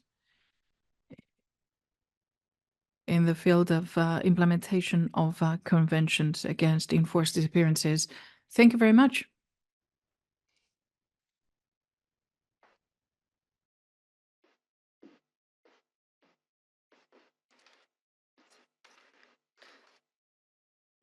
Desde Uruguay queremos saludar a todos los presentes y agradecer a todos los estados patrocinadores y socios que pudieron From hacer. Uruguay, we would like to thank all the organizers for making it possible to organize this first World Congress on Enforced Disappearances. Argentina, France, Morocco, and SHARMA are the first partners and sponsors. And from the Secretariat for Recent History, the Republic of Uruguay, we would like to mention that we have already ratified the Convention for the Protection of all persons from enforced disappearances, fulfilling commitment number 1 and number 2. And regarding the new pledges to be assumed by Uruguay and continuing with the recommendations provided by the Committee of the United Nations on Enforced Disappearances on the agile advance of all documentary archives referring to the recent past, and as pledge number 3, the state is committed to maintain the hiring of archive experts in order to continue with the arduous task of digitization, and it's an ever-growing archive. The 4th pledge, the state pledges to allocate funds to projects and initiatives related to enforced disappearances in the academic world. We will conduct courses to raise awareness among judges, diplomats, public officers, and general citizens. throughout the whole nation. And we would like to highlight that the Secretariat for Human Rights for the recent past, we're fully committed to the quest for truth and justice, and we strive every day in order to fulfill these pillars. Thank you very much. Thank you very much. Thank you very much, Florencia DUTOUR. And now we know that there's full commitment. And what we can ask you as first pledge is to do everything that you can so that many more states join the club of countries supporting the Convention for the Protection of All Persons from Enforced Disappearances. And another important aspect, we have talked about the United Nations before, but the system to protect human rights is not just the United Nations, but also the national organizations, and we all work jointly against enforced disappearances. So now we're going to listen to the representatives of these regional organizations. I'm going to begin with Ms. Geraldine Mattioli-Zeltner, representative of the Commissioner for Human Rights of the Council of Europe. First, the Commissioner, Michael O'Flaherty, regrets not to be able to attend in person this very important Congress this morning. The Commissioner for Human Rights is a non-judicial independent institution created in 1999 by the Council of Europe to promote awareness of and respect for human rights across its member states. Enforced disappearances and an enduring lack of truth and justice for the victims are a long-standing human rights issue in Europe. Across several of our member states, victims of enforced disappearances committed in the past, either in conflict or in non-democratic societies, have not been found. At this moment, the large number of people reportedly forcibly disappeared since Russia's illegal annexation of Crimea and the full-scale invasion of Ukraine is particularly alarming. The Commissioner uses his voice to give visibility to the suffering of victims of enforced disappearances and their families. Successive commissioners have met with relatives and victims' associations, published reports including information on the handling of cases, and called on member states to uphold the rights to truth and to redress. The Commissioner also provides guidance to member states. This includes a 2016 issue paper on missing persons and victims of enforced disappearances in Europe, and a 2002 comment on migrants disappeared while trying to reach Europe, whose plight may constitute enforced disappearances in some circumstances. To continue to play his role toward ending enforced disappearances, the Commissioner pledges, in the course of his 6-year mandate, 1, to advocate for the 19 Council of Europe member states that have not yet ratified the UN Convention on Enforced Disappearances to do so. 2, to pay specific attention to the situation of victims of enforced disappearances resulting from Russia's aggression against Ukraine, in particular civilian victims and the children transferred to Russia, and to advocate for the strengthening of the mechanisms used to identify, trace, and ensure the return of the missing. 4, when they are threatened, to stand for human rights defenders who work on advancing the rights of victims of enforced disappearances in the Council of Europe. And finally, to raise in relevant contacts with authorities the execution of judgments of the European Court of Human Rights related to cases of enforced disappearances, some of which have been pending for a very long time. Thank you. Merci. Merci beaucoup, madame. J'appelle maintenant M. Konstantinos Evstatiou, représentant de l'Assemblée parlementaire. Now I give the floor to Konstantinos Evstatiou, representative of the Parliamentary Assembly of the Council of Europe. Distinguished guests, ladies and gentlemen, it is my honor and pleasure to represent the President of the Council of Europe's Parliamentary Assembly, Theodoros Rousopoulos, at this important, lively, and vivid global conference, which the Assembly called for 2 years ago in order to express the Assembly's strong and unwavering support for the ratification of the International Convention for the Protection of All Persons from Enforced Disappearance. In its resolution 2324 and recommendation 2223 adopted by a large majority in January 2022, the Assembly called on all member and observer states of the Council of Europe to ratify the Convention and adopt the necessary implementing legislation. It has also invited the Council's Committee of Ministers to promote ratification worldwide and to offer interested governments qualified technical assistance. In this reply to the Assembly, the Committee of Ministers stressed the importance of the experience gathered by the Council of Europe in the process of supervising the implementation of judgments of the European Court of Human Rights in the unfortunately numerous cases concerning enforced disappearance. As the Assembly's rapporteur on execution of the Court judgments, I will be pleased to join the collective effort needed in order to promote and facilitate the ratification of this important convention designed to expunge the curse of enforced disappearances once and for all.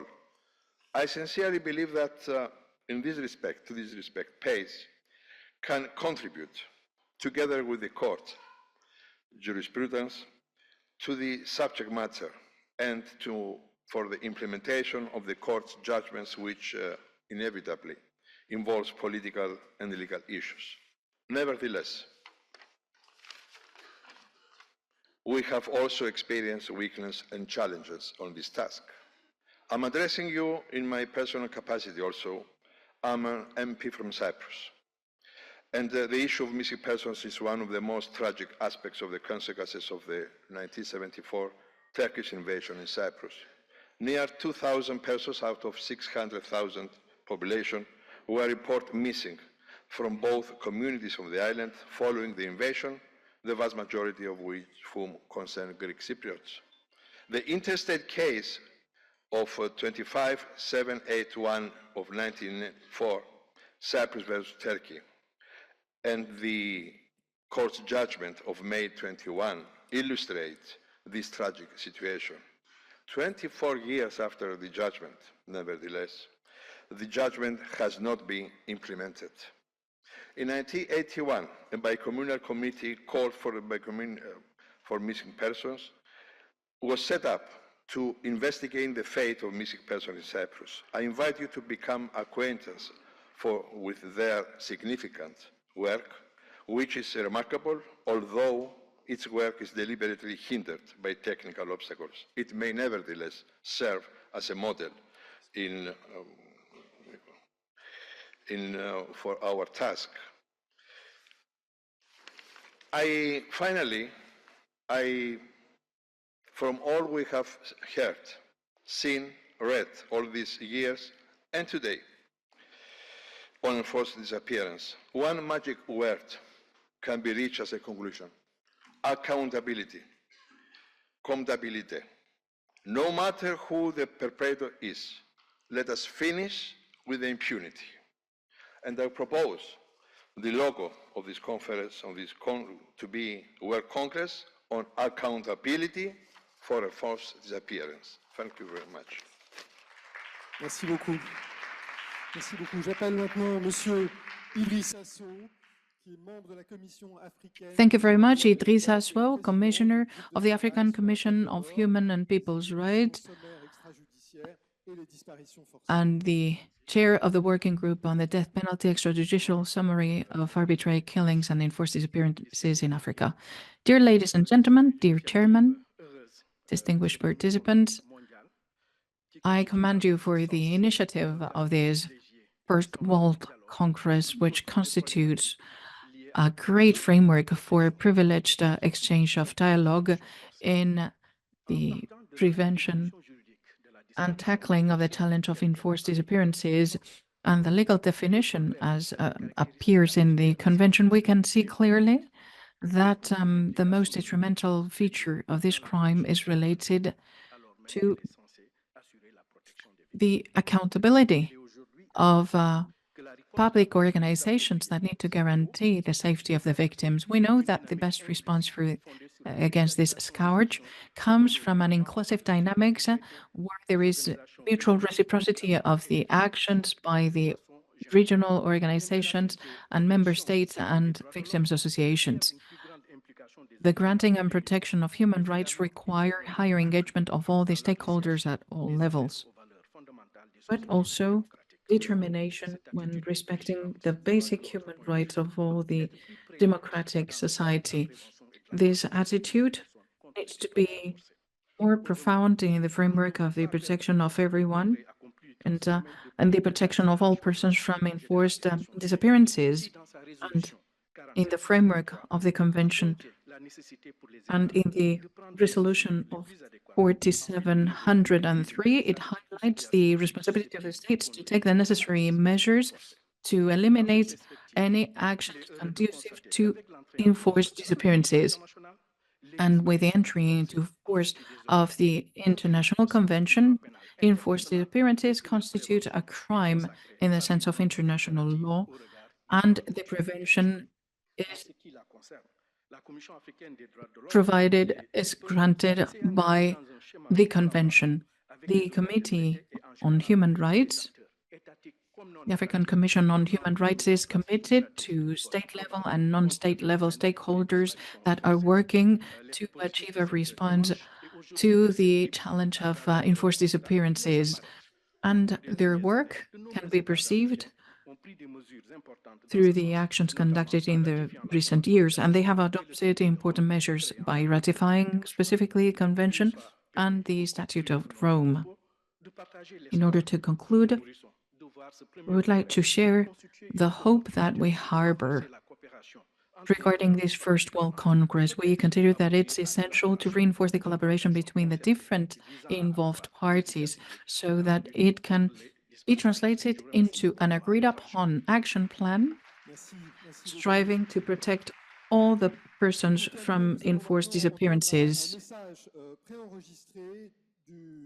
To finish now, we will listen to a pre-recorded message of Ms. Andrea Pachak, Commissioner of the Inter-American Commission on Human Rights, who was not able to join us in person, and she's rapporteur on memory, truth, and justice.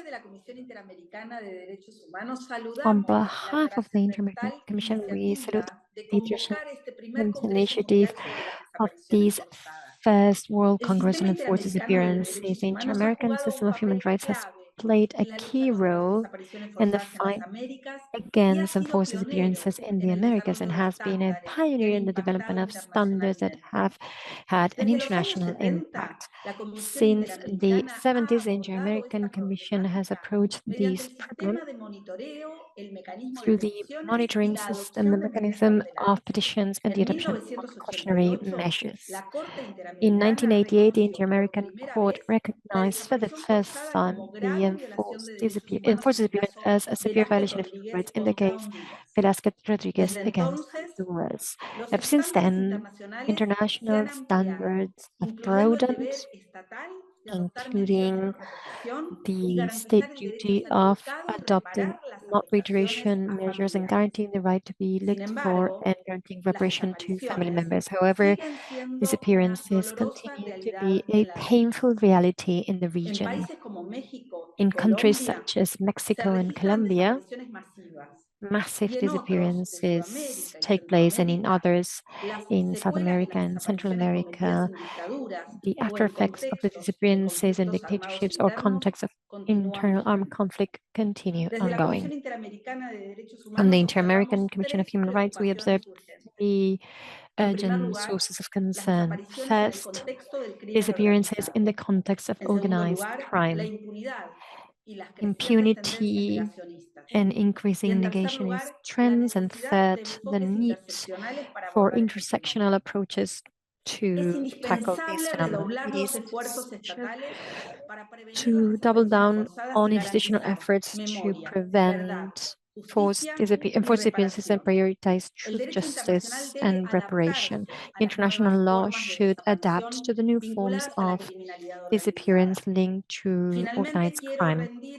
And finally, I wanted to pay tribute to the families of the disappeared and the organizations working alongside them. Their courage is a beacon of hope in striving for truth and justice and the strengthening of the rule of law and democracies. This is why the Inter-American Commission of Human Rights just like 65 years ago and reiterates the commitment to work alongside the victims, family members, and organizations of human rights to eradicate enforced disappearances and to guarantee memory, truth, justice, and truly never again. Thank you very much.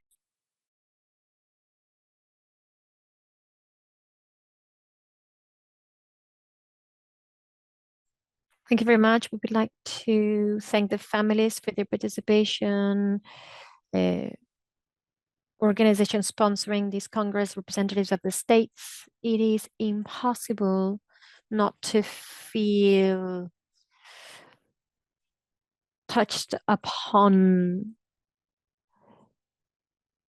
and questioned by the voices and the families here present. Nothing without you. You are our driver. Thank you to the countries who have shown a will to eradicate enforced disappearances and to carry out active search activities. To conclude, we extend an invitation to all participants to join the reception organized by the Swiss Confederation in the Canton of Geneva at 6:15 in this building. And for our next panel, we expect you here at 2 p.m. because we are a bit late. Thank you very much for your participation.